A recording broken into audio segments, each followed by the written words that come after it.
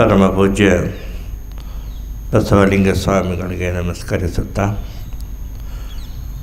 ಇಲ್ಲಿ ಆಸೀನರಾಗಿರುವಂಥ ಗುರುಸ್ವರೂಪಿಗಳಾದ ಎಲ್ಲ ಸನ್ಯಾಸಿವರ್ಯರಿಗೂ ನಮಸ್ಕರಿಸುತ್ತಾ, ಶರಣೀಯರೇ ತಮ್ಮೆಲ್ಲರಿಗೂ ವಂದನಗಳು. ಏತು ಧರ್ಮ್ಯಾಮೃತಮಿತಂ ಯಥೋಕ್ತಂ ಪರ್ಯುಪಾಸತೆ ಶ್ರದ್ಧಧಾನಾ ಮತ್ಪರಮಾಃ ಭಕ್ತಾಂಸ್ತೆ ಅತೀವ ಮೇ ಪ್ರಿಯಾಃ. ಇದು ಭಗವದ್ಗೀತೆಯ 12ನೇ ಅಧ್ಯಾಯ, ಭಕ್ತಿಯೋಗದ ಶ್ರೀಕೃಷ್ಣನ ಕೊನೆಯ ಮಾತುಗಳು. ಇಲ್ಲಿ ಒಂದು ಶಬ್ದವನ್ನು ಬಳಸಿದ್ದಾರೆ, ಅಮೃತ ಧರ್ಮ. ಈ ಶಬ್ದ ಯಾವ ಶಾಸ್ತ್ರಗಳಲ್ಲಿ ಹುಡುಕಿದರೂ ಸಿಗೋದಿಲ್ಲ. ಅಮೃತ ಧರ್ಮ ಅಂದರೆ ಸಾವಿಲ್ಲದ ಧರ್ಮ. ಅದು ಯಾವುದು? ಅದು ಭಕ್ತಿಯೋಗ.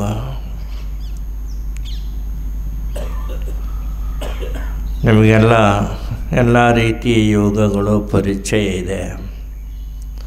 ಭಕ್ತಿಯೋಗ, ಕರ್ಮಯೋಗ, ಜ್ಞಾನಯೋಗ.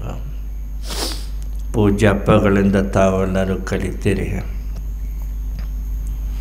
ಈ 3 ಪಥದಲ್ಲಿ ಸಾಧನೆ ಮಾಡೋರಿಗೆ ದೇವರು ನೋಡುವ ದೃಷ್ಟಿಯೂ ಬದಲಾಗ್ತದೆ. ಭಕ್ತಿಯೋಗದಲ್ಲಿ ಭಗವಂತ ಹೇಗಿರ್ತಾನೆ ಅಂದರೆ ಆನಂದ ಘನ. ಅವನು ಆನಂದದ, ನಿಮ್ಮ ಕನ್ನಡದಲ್ಲಿ ಹೇಳಿದರೆ ಆನಂದದ ಗಟ್ಟಿ. ನಾರದರು ಹೇಳ್ತಾನೆ, ಸ ಪರಮ ಪ್ರೇಮ ಸ್ವರೂಪ. ಭಗವಂತನು ಪರಮ ಪ್ರೇಮ ರೂಪನಾಗಿದ್ದಾನೆ. ಭಾಗವತ ಹೇಳೋದು ಅದು ಆನಂದದ ಗಟ್ಟಿ, ಅದು ಆನಂದದ ಘನ. ಇದು ಭಕ್ತಿಯ ರಸದಲ್ಲಿ ಭಗವಂತನನ್ನು ಕಾಣುವ ದೃಷ್ಟಿ ಅದು. ಹಾಗೆ ಕರ್ಮಯೋಗಕ್ಕೆ ಬಂದರೆ ಅಲ್ಲಿ ಭಗವಂತನು ಹೇಗಿದ್ದಾನೆ ಅಂದರೆ, ಹೇಗೆ ಸಣ್ಣ ಮಗು ಅದು ಯಾವಾಗಲೂ ಆನಂದ ಸ್ವರೂಪವಾಗೇ ಇರುತ್ತೆ, ಖುಷಿಯಾಗೇ ಇರುತ್ತೆ, ಆನಂದವಾಗಿರುತ್ತೆ. ಆ ಆನಂದದ ಚಿನುಮೆ ಹ್ಯಾಂಗೆ ಬರ್ತದಂದರೆ ಕೈಯು ಕಾಲು ಹಾಕಿ ಟಕಾಟ ಓಡ್ಕೊಂಡ್ಬರ್ತಿತ್ತು, ನಗ್ತಾವ. ಕೈ ಕಾಲು ಸುಮ್ಮನೆ ಇರಲ್ಲ. ಯಾಕೆ? ತನ್ನೊಳಗಿನ ಆನಂದ ಅದು ಕರ್ಮ ರೂಪದಲ್ಲಿ ಪ್ರಕಟವಾಗ್ತವ. ಹಾಗೆ ಕರ್ಮಯೋಗಿಗೆ ಭಗವಂತ ಹೇಗಿದ್ದಾನಂದರೆ, ಅವನು ಸ್ವಯಂ ಪ್ರೇಮ ಸ್ವರೂಪ, ಅವನು ಸ್ವಯಂ ಆನಂದ ಸ್ವರೂಪ. ಆ ಆನಂದ ಕರ್ಮದ ರೂಪದಲ್ಲಿ ಪ್ರಕಟಗೊಳಿಸ್ತಾನೆ. ಅದೇ ನಿಸರ್ಗ.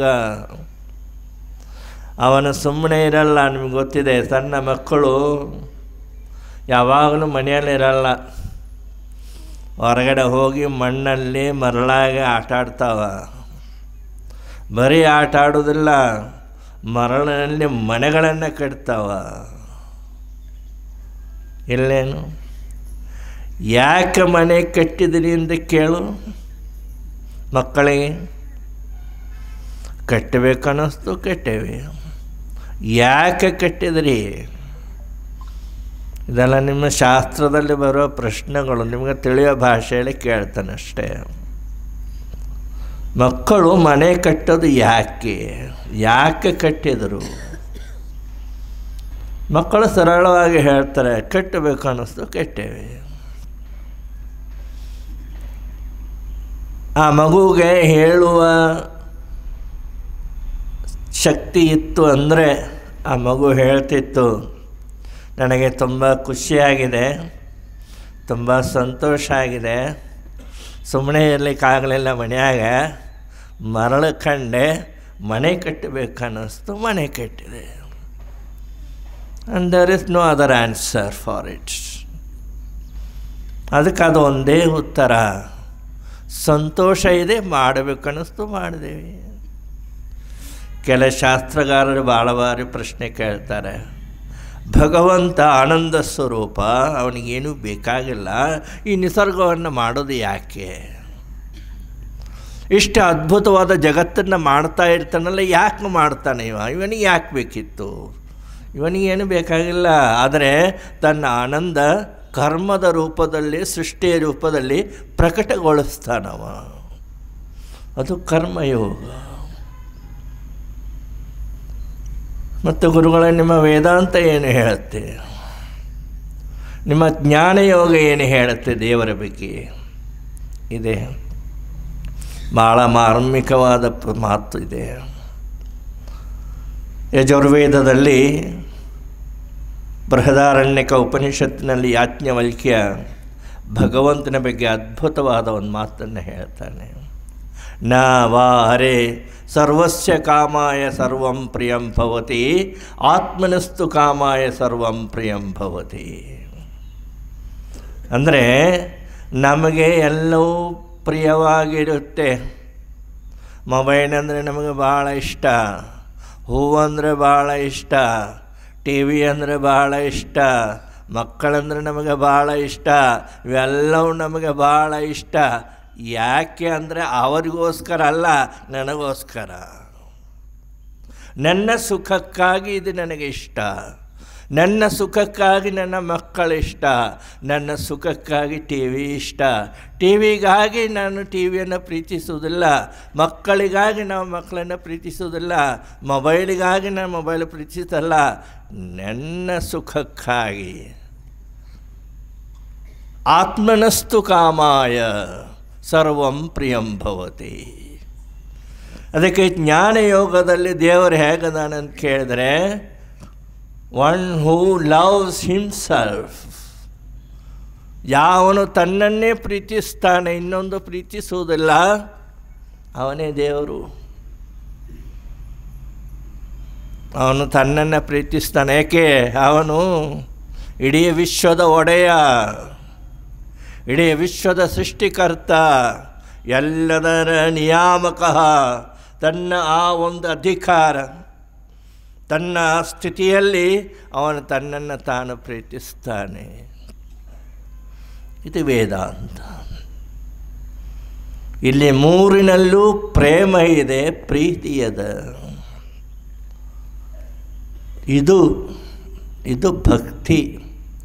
ನಮ್ಮೊಳಗಡೆ ಪ್ರೇಮ ಅಂತ ಒಂದಿದೆ. ಪ್ರತಿಯೊಂದನ್ನು ಪ್ರೀತಿಸುವ ಶಕ್ತಿ ನಮ್ಮೊಳಗಡೆ ಇದೆ. ಇಲ್ಲಿ ಉಪನಿಷತ್ತು ಹೇಳೋದು ಏನು ಅಂದರೆ, ಆತ್ಮವಸ್ತುವಿಗೆ ಒಂದು ಗುಣ ಇದೆ. ವೇದಾಂತಿಗಳಿಗೆ ಇದರ ಮೇಲೆ ತಕರಾರು ಬರ್ಬೋದು, ಆತ್ಮನಿಗೆ ಯಾವ ಗುಣ ಇಲ್ಲ ಅಂತ. ಆದರೆ ಒಂದೇ ಒಂದು ಗುಣ, ಧರ್ಮ ಅಂದರೆ ಗುಣ. ಚೋತನ ಲಕ್ಷಣೋ ಅರ್ಥೋ ಧರ್ಮ. ಹಾಗೆ ಆತ್ಮನಿಗಿರುವಂಥ ಒಂದೇ ಒಂದು ಗುಣ ಇದೆ, ಅದು ಅಮೃತ ಧರ್ಮ. ಸಾವಿಲ್ಲದ ಗುಣ, ಅದು ನಾಶವಿಲ್ಲದ ಗುಣ. ಅದು ಯಾವುದು ಅಂದರೆ ಪ್ರೀತಿಸುವ ಶಕ್ತಿ. ಎಲ್ಲಿ ಜೀವ ಇದೆ ಅದು ಇನ್ನೊಂದನ್ನು ಪ್ರೀತಿಸ್ತದೆ, ಇನ್ನೊಂದನ್ನು ಬಯಸ್ತದೆ. ಜೀವ ಇಲ್ಲ, ಈಗ ಇದಿದೆ, ಇದಕ್ಕೆ ಜೀವ ಇಲ್ಲ. ಇದು ಯಾವುದನ್ನು ಬಯಸ್ತದೆ? ಯಾವುದನ್ನು ಪ್ರೀತಿಸ್ತದೆ? ಇಲ್ಲ. ಯಾಕೆ? ಅಲ್ಲಿ ನಮಗೆ ಆತ್ಮ ಪ್ರಕಟ ಇಲ್ಲ.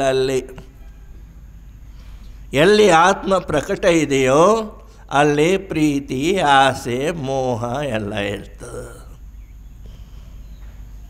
ಎಲ್ಲ ಇರುತ್ತೆ. ಇದನ್ನು ನಾವು ವಿಸ್ತಾರಗೊಳಿಸಬೇಕು. ನಮ್ಮೊಳಗಡೆ ಪ್ರೀತಿಸುವ ಶಕ್ತಿ ಅಂತ ಏನಿದೆ ನಮ್ಮೊಳಗಿನ ಆತ್ಮನಿಗೆ, ಅದು ಅನಂತಗೊಳಿಸಬೇಕು. ಅದರಲ್ಲಿ ಇತಿಮಿತಿ ಇರಬಾರದು. ಅವರಷ್ಟೇ ನಮ್ಮವರು, ಇವರು ನಮ್ಮವರಲ್ಲ. ಆ ಸಂಘದವರು ನಮ್ಮವರು, ಈ ಸಂಘದವರು ನಮ್ಮ ಅಲ್ಲ, ಆ ಧರ್ಮ ನಮ್ಮದು, ಇದು ನಮ್ಮದು ಅಲ್ಲ. ಹಾಗಿರಲ್ಲ. ಹಾಗಿತ್ತು ಅಂದರೆ ನಮ್ಮ ಹೃದಯ ಒಡೆಯುತ್ತದೆ.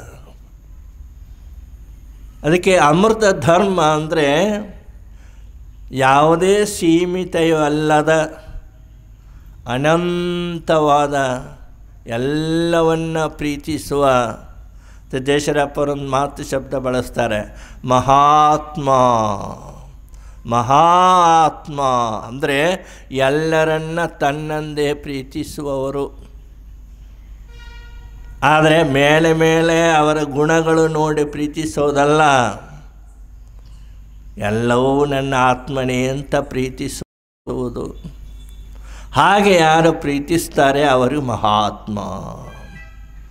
ಅಂಥ ಪ್ರೀತಿಗೆ ಇಲ್ಲಿ ಅಮೃತ ಧರ್ಮ ಅಂತ ಕರೆದರು. ನಮ್ಮ ಭಕ್ತಿಯ ಲಕ್ಷ್ಯ ಗುರಿ ಏನು ಅಂದರೆ ನಾವು ಇಡೀ ನಿಸರ್ಗವನ್ನು, ಎಲ್ಲ ಪ್ರಾಣಿ ಪಕ್ಷಿಗಳನ್ನು, ಎಲ್ಲ ಮನುಕುಲವನ್ನು ನನ್ನೆಂದೇ ಪ್ರೀತಿಸಬೇಕು. ಅಲ್ಲಿ ರಾಗ, ದ್ವೇಷ, ಮದ, ಮತ್ಸರ ಏನೂ ಇರಕೂಡದು. ಆ ಧರ್ಮ ಈ ಧರ್ಮ ಏನೂ ಅಲ್ಲಿರಬಾರದು. ಅದು ವಿಶಾಲವಾದ ಮನಸ್ಸು. ಇದು ಅಮೃತ ಧರ್ಮ. ಇಂಥ ಮನಸ್ಸನ್ನು ಪಡೆಯುವ ಪ್ರಯತ್ನ ಏನಿದೆ ಅದು ಅಮೃತ ಧರ್ಮ.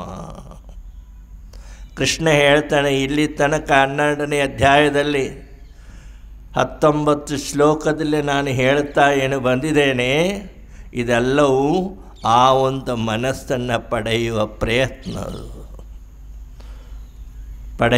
ಪ್ರಯತ್ನ. ಏಕೆಂದರೆ ಪ್ರೇಮವೇ ದೇವರು. ಬೈಬಲ್ನಲ್ಲಿ ಯೇಸು ಕ್ರಿಸ್ತ ಹೇಳ್ತಾನೆ, ಲವ್ ಈಸ್ ಗಾಡ್. ಅಂದರೆ ಯಾವ ಪ್ರೇಮ ವ್ಯಾವಹಾರಿಕ ಪ್ರೇಮ ಅಲ್ಲ. ಅಪ್ಪವರು ನಮಗೆ ಎಲ್ಲ ಚೆನ್ನಾಗಿ ಹೇಳಿಕೊಟ್ಟಿದ್ದಾರೆ. ಮೇಲೆ ಮೇಲೆ ನೋಡಿ ಪ್ರೀತಿ ಮಾಡೋದು ಆ ಪ್ರೇಮ ದೇವರಲ್ಲ. ಯಾವುದೂ ನೋಡದೆ, ಯಾವುದೇ ಸ್ವಾರ್ಥ ಇಲ್ಲದೆ ಇರುವ ಪ್ರೇಮ ಏನಿದೆಯಲ್ಲ ಅದು ದೇವರು.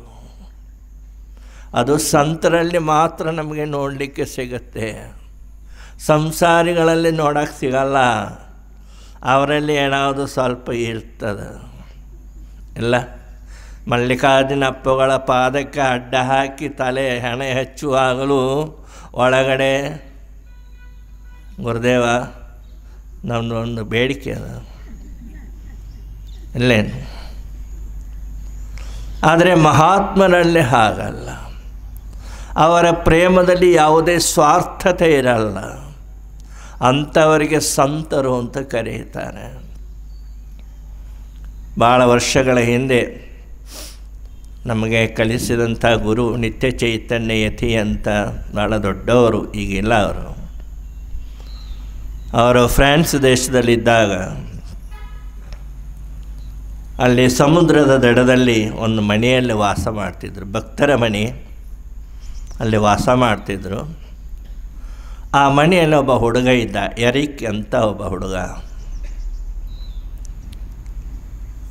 ಅವನೊಂದ, ಗುರುಗಳೇ ನನಗೆ ಈ ಗುರುಗಳು ದೇವರು ಅಂದರೆ ನನಗೆ ಆಗಿ ಬರಲ್ಲ, ನಾನು ಅದನ್ನು ನಂಬಲ್ಲ. ಗುರುಗಳು ಅಂದರೆ ಆಯಿತು, ನೋ ಪ್ರಾಬ್ಲಮ್, ಯಾವುದೇ ಸಮಸ್ಯೆ ಇಲ್ಲ. ಆದರೆ ದೇವರು ಅಂದರೆ ಒಂದು ವಿಷಯ ತಿಳ್ಕೊಳ್ಳಿ.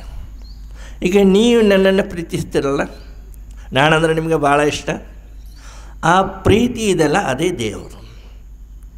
ಅದೆಲ್ಲ ನನಗೆ ಗೊತ್ತಾಗಲ್ಲ ಸ್ವಾಮೀಜಿ, ಆದರೆ ನನಗೆ ಈ ದೇವರು ಗೀವರು ಅದು ನನಗೆ ಇಡ್ತಲ್ಲ. ಆದರೆ ನನಗೆ ನಿಮ್ಮ ಮೇಲೆ ಭಾಳ ಇಷ್ಟ. ನೀವಂದರೆ ನನಗೆ ಭಾಳ ಇಷ್ಟ ಗುರುಗಳು. ಆದರೆ ನೀವು ದೇವರಿಗೆ ಇವರು ಅಂತಿರಲ್ಲ, ಅದು ನನಗೆ ಇಡ್ತಲ್ಲ. ಎಷ್ಟು ಹೇಳಿದ್ರಿ ಹುಡುಗ ದೇವರಂದರೆ ಏ ಗುರುಗಳೇ ಅದು ಹೇಳಬೇಡಿ, ಆ ದೇವರು ಇವ್ದು ನನಗೆ ಆಗಬರಲ್ಲ. ಆ ಗುರುಗಳು ಭಾಳಷ್ಟು ಪ್ರಯತ್ನ ಮಾಡಿದರು, ಪುಸ್ತಕ ಓದಲಿಕ್ಕೆ ಕೊಟ್ಟರು ದೇವರ ಬಗ್ಗೆ. ಏನೋ ಓದಿದ್ರು ಅವನಿಗೆ ಯಾವ ದೇವ್ರಿಗೆ ನಂಬ್ತಿರಲಿಲ್ಲ ಅವನು. ಒಂದು ದಿನ ಅವನಿಗೆ ಒಂದು ಹಾಬಿ ಇದೆ.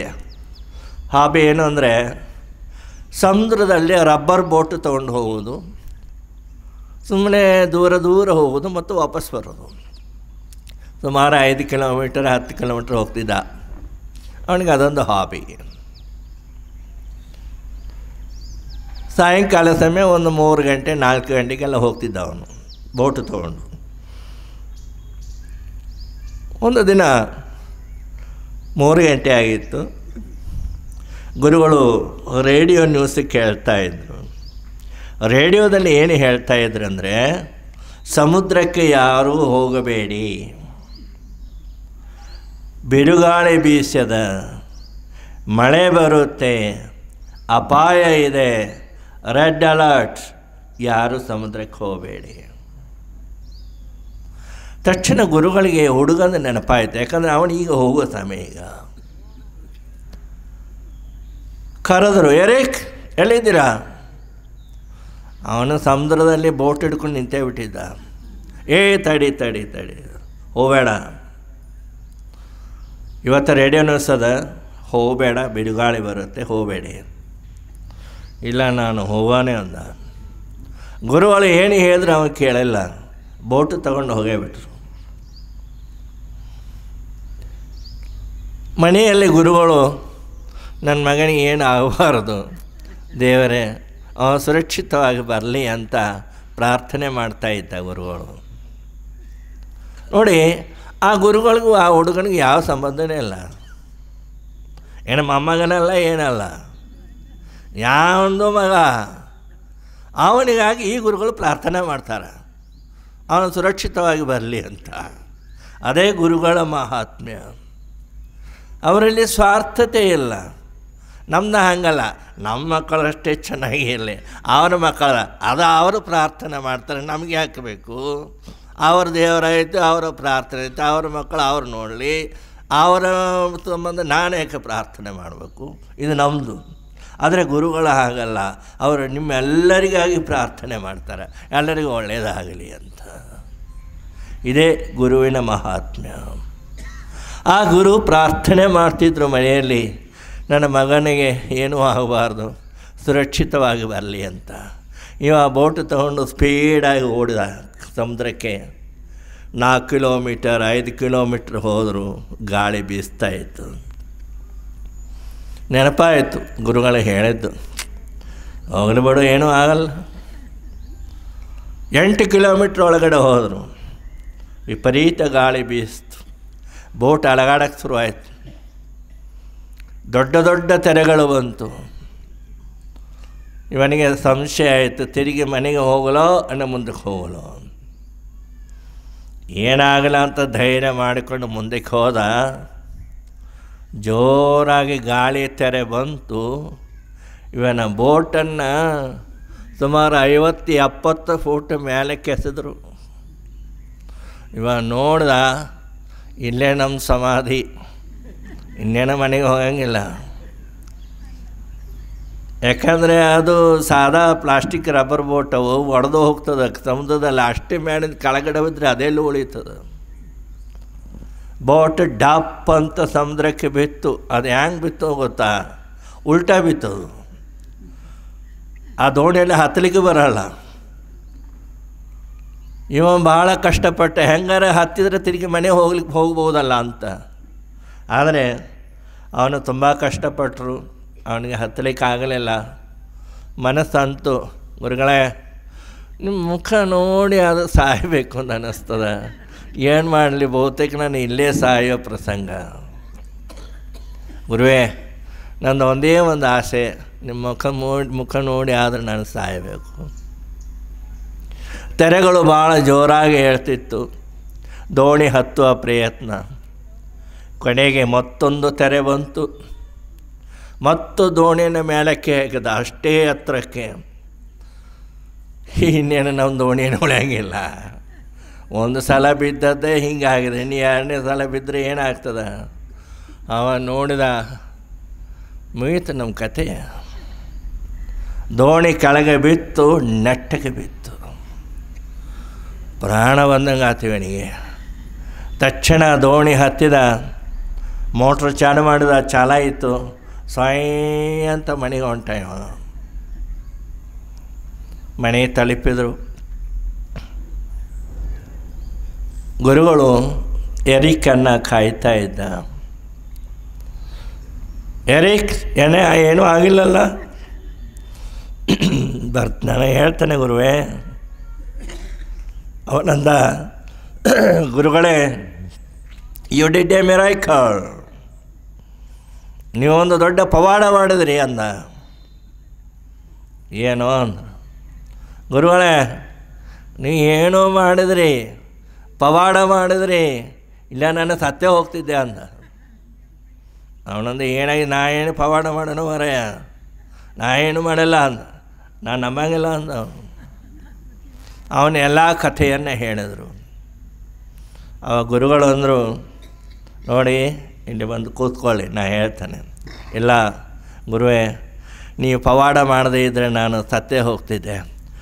ಮಾರಾಯ, ನಾ ಏನು ಪವಾಡ ಮಾಡಿಲ್ಲೋ, ಇಲ್ಲಿ ಕೂತ್ಕೊಳ್ಳಿ, ನಾ ಹೇಳ್ತಾನೆ. ಕೂತ್ಕೊಂಡ. ಗುರುಗಳು ಅಂದರು, ಮಗನೇ, ನಾನು ನಿಮಗಾಗಿ ಪ್ರಾರ್ಥನೆ ಮಾಡ್ತಾಯಿದ್ದೆ. ನೀವು ನನ್ನನ್ನು ಎಷ್ಟು ಪ್ರೀತಿ ಇಟ್ಟಿಕೊಂಡ್ರೆ ಅದಕ್ಕಿಂತ 100 ಪಟ್ಟು ನಾನು ನಿಮ್ಮನ್ನು ಪ್ರೀತಿಸ್ತೇನೆ. ನೀವು ನನಗೆ ಮೊಮ್ಮಗನಲ್ಲ, ಏನೂ ಅಲ್ಲ, ಆದರೆ ನಿನ್ನ ಮೇಲೆ ನನಗೆ ಅಪಾರವಾದ ಪ್ರೇಮ ಇದೆ. ನಾನೊಂದು ಮಾತು ಹೇಳಲ್ಲ, ನಿಮಗೆ ದೇವರಲ್ಲೇ ವಿಶ್ವಾಸ ಇಲ್ಲ ಅಲ್ವಾ? ಇಲ್ಲ ಗುರುಗಳೇ, ದೇವರಂದು ನನಗಾಗಿ ಬರಲ್ಲ. ಇರಲಿ, ಒಂದು ಮಾತು ಹೇಳ್ತೇನೆ, ನಾನು ಏನೂ ಪವಾಡ ಮಾಡಿಲ್ಲ, ಆಯಿತಾ? ಆಯ್ತು. ಇನ್ನೊಂದು ಮಾತು ಹೇಳ್ತೇನೆ, ಅದು ನೀನು ನಂಬಲೇಬೇಕು. ಏನು? ಮೈ ಲವ್ ಆನ್ ಯು, ನಿಮ್ಮ ಮೇಲೆ ನನಗೆ ಇರುವಂಥ ಒಂದು ಪ್ರೀತಿ ಏನಿದೆ, ದ್ಯಾಟ್ ಡಿಡ್ ದ ಮಿರಾಕಲ್. ಆ ಪ್ರೇಮವೇ ನಿಮ್ಮನ್ನು ರಕ್ಷಣೆ ಮಾಡಿದ್ದು. ಆ ಪ್ರೇಮವೇ ನಿಮಗೆ ಪವಾಡ ರೂಪದಲ್ಲಿ ನಿಮ್ಮನ್ನು ರಕ್ಷಿಸಿದ್ದು. So think that this love is God's. Did you agree? ಯಾರಿಗೆ ಅಂದ? Yes, I agree. There is no God, but I agree that this love is God's. ಈ ಪ್ರೇಮ ಅದೇ ದೇವರು, ನಾನು ನಂಬ್ತೇನೆ, ನಾವು ಅವನು ಒಪ್ಪಿಕೊಂಡೇನೆ ಅಂತ ಗುರುಗಳಂದರು, ಇನ್ ಸಕ್ಸಸ್ ನೀವು ಅಷ್ಟಾದರೂ ಒಪ್ಪಿದ್ರಲ್ಲ. ನಡೆದ ಘಟನೆ ಇದು ಪೂಜ್ಯರು ತಮ್ಮ ಡೈರಿಯಲ್ಲಿ ಬರೆದಿಟ್ಟಿದಂಥ ಅನುಭವದ ಕಥೆ. ಇಲ್ಲಿ ಕೃಷ್ಣ ಹೇಳ್ತಾನೆ, ಶ್ರದ್ಧಧಾನ ಮತ್ಪರಮಾಹ. ಶ್ರದ್ಧಧಾನ, ಶ್ರದ್ಧಾ ಅಂದರೆ ವಿಶ್ವಾಸ, ಧಾನ ಅಂದರೆ ವಿಶ್ವಾಸವನ್ನು ಹೊಂದಿದವನು, ಆ ದೇವರ ಮೇಲಿರುವ ಭಕ್ತಿಯನ್ನು ಹೊಂದಿದವನು. ನಮ್ಮದು ನಿಮ್ಮದು ಭಕ್ತಿ ಎಲ್ಲ ನಿಮಗೆ ಗೊತ್ತಿದೆ, ನಮಗೂ ಗೊತ್ತಿದೆ ಅಲ್ವಾ? ನಮ್ಮದೆಲ್ಲ ಸ್ವಲ್ಪ ಕಿಚಡಿ ಭಕ್ತಿ, ಏನಂತಾರೆ ಅದಕ್ಕೆ, ಅದರಲ್ಲಿ ಎಲ್ಲ ಇರ್ತಾವೆ, ಎಲ್ಲ ಗರಂ ಮಸಾಲ, ಉಪ್ಪಿನಕಾಯಿ, ಸಾರು, ಅದು ಇದು, ಹಸಿಮೆಣಸಿನ್ಕಾಯಿ, ಉಪ್ಪು ಖಾರ ಎಲ್ಲ ಹಾಕ್ಕೊಂಡು ಅದೊಂಥರ ಭಕ್ತಿ ನಮ್ಮದು. ಅದರಲ್ಲಿ ನಮ್ಮದು ಸ್ವಾರ್ಥತೆ ಎಲ್ಲ ಮಿಕ್ಸ್ ಆಗಿರುತ್ತೆ, ಅದಕ್ಕೆ ರುಚಿ ಇರುತ್ತೆ. ನಾವು ದೇವರ ಗುಡಿಗೆ ಹೋಗುವಾಗ ಏನೂ ಬೇಡದೆ ಸುಮ್ಮನೆ ಹೋಗಿ ಸುಮ್ಮನೆ ಬಂದರೆ ಒಂಥರ ಸಪ್ಪಗೆ ಇರ್ತದೆ, ಉಪ್ಪಿಲ್ಲದ ಊಟದಂತೆ. ನಮಗೆ ಆ ಭಕ್ತಿ ಹಿಡಿಸಲ್ಲ ಅಲ್ವಾ? ನಮ್ಮ ಭಕ್ತಿ ಅಂಥದ್ದು. ಆದರೆ ಅದೇ ನಿಜವಾದ ಭಕ್ತಿ. ಯಾವುದು? ಯಾವುದೇ ಸ್ವಾರ್ಥತೆ ಇಲ್ಲದ, ಯಾವುದೇ ಬಯಕೆ ಇಲ್ಲದ ಭಕ್ತಿ. ಅದು ಯಾರು ಮಾಡ್ತಾರೆ ಗೊತ್ತಾ? ಪೂಜ್ಯರು, ಶರಣರು. ಅವ್ರಿಗೆ ಅದು ಬರುತ್ತೆ. ಯಾಕಂದರೆ ಅವರಿಗೆ ಏನು ಅಪೇಕ್ಷೆ ಇಲ್ಲ ಈ ಜಗತ್ತಿನಲ್ಲಿ, ಯಾವುದೇ ಅಪೇಕ್ಷೆ ಇಲ್ಲದೆ ಅಂಥ ಭಕ್ತಿಯನ್ನು ಹೊಂದಿದವರು ಶ್ರದ್ಧಧಾನ.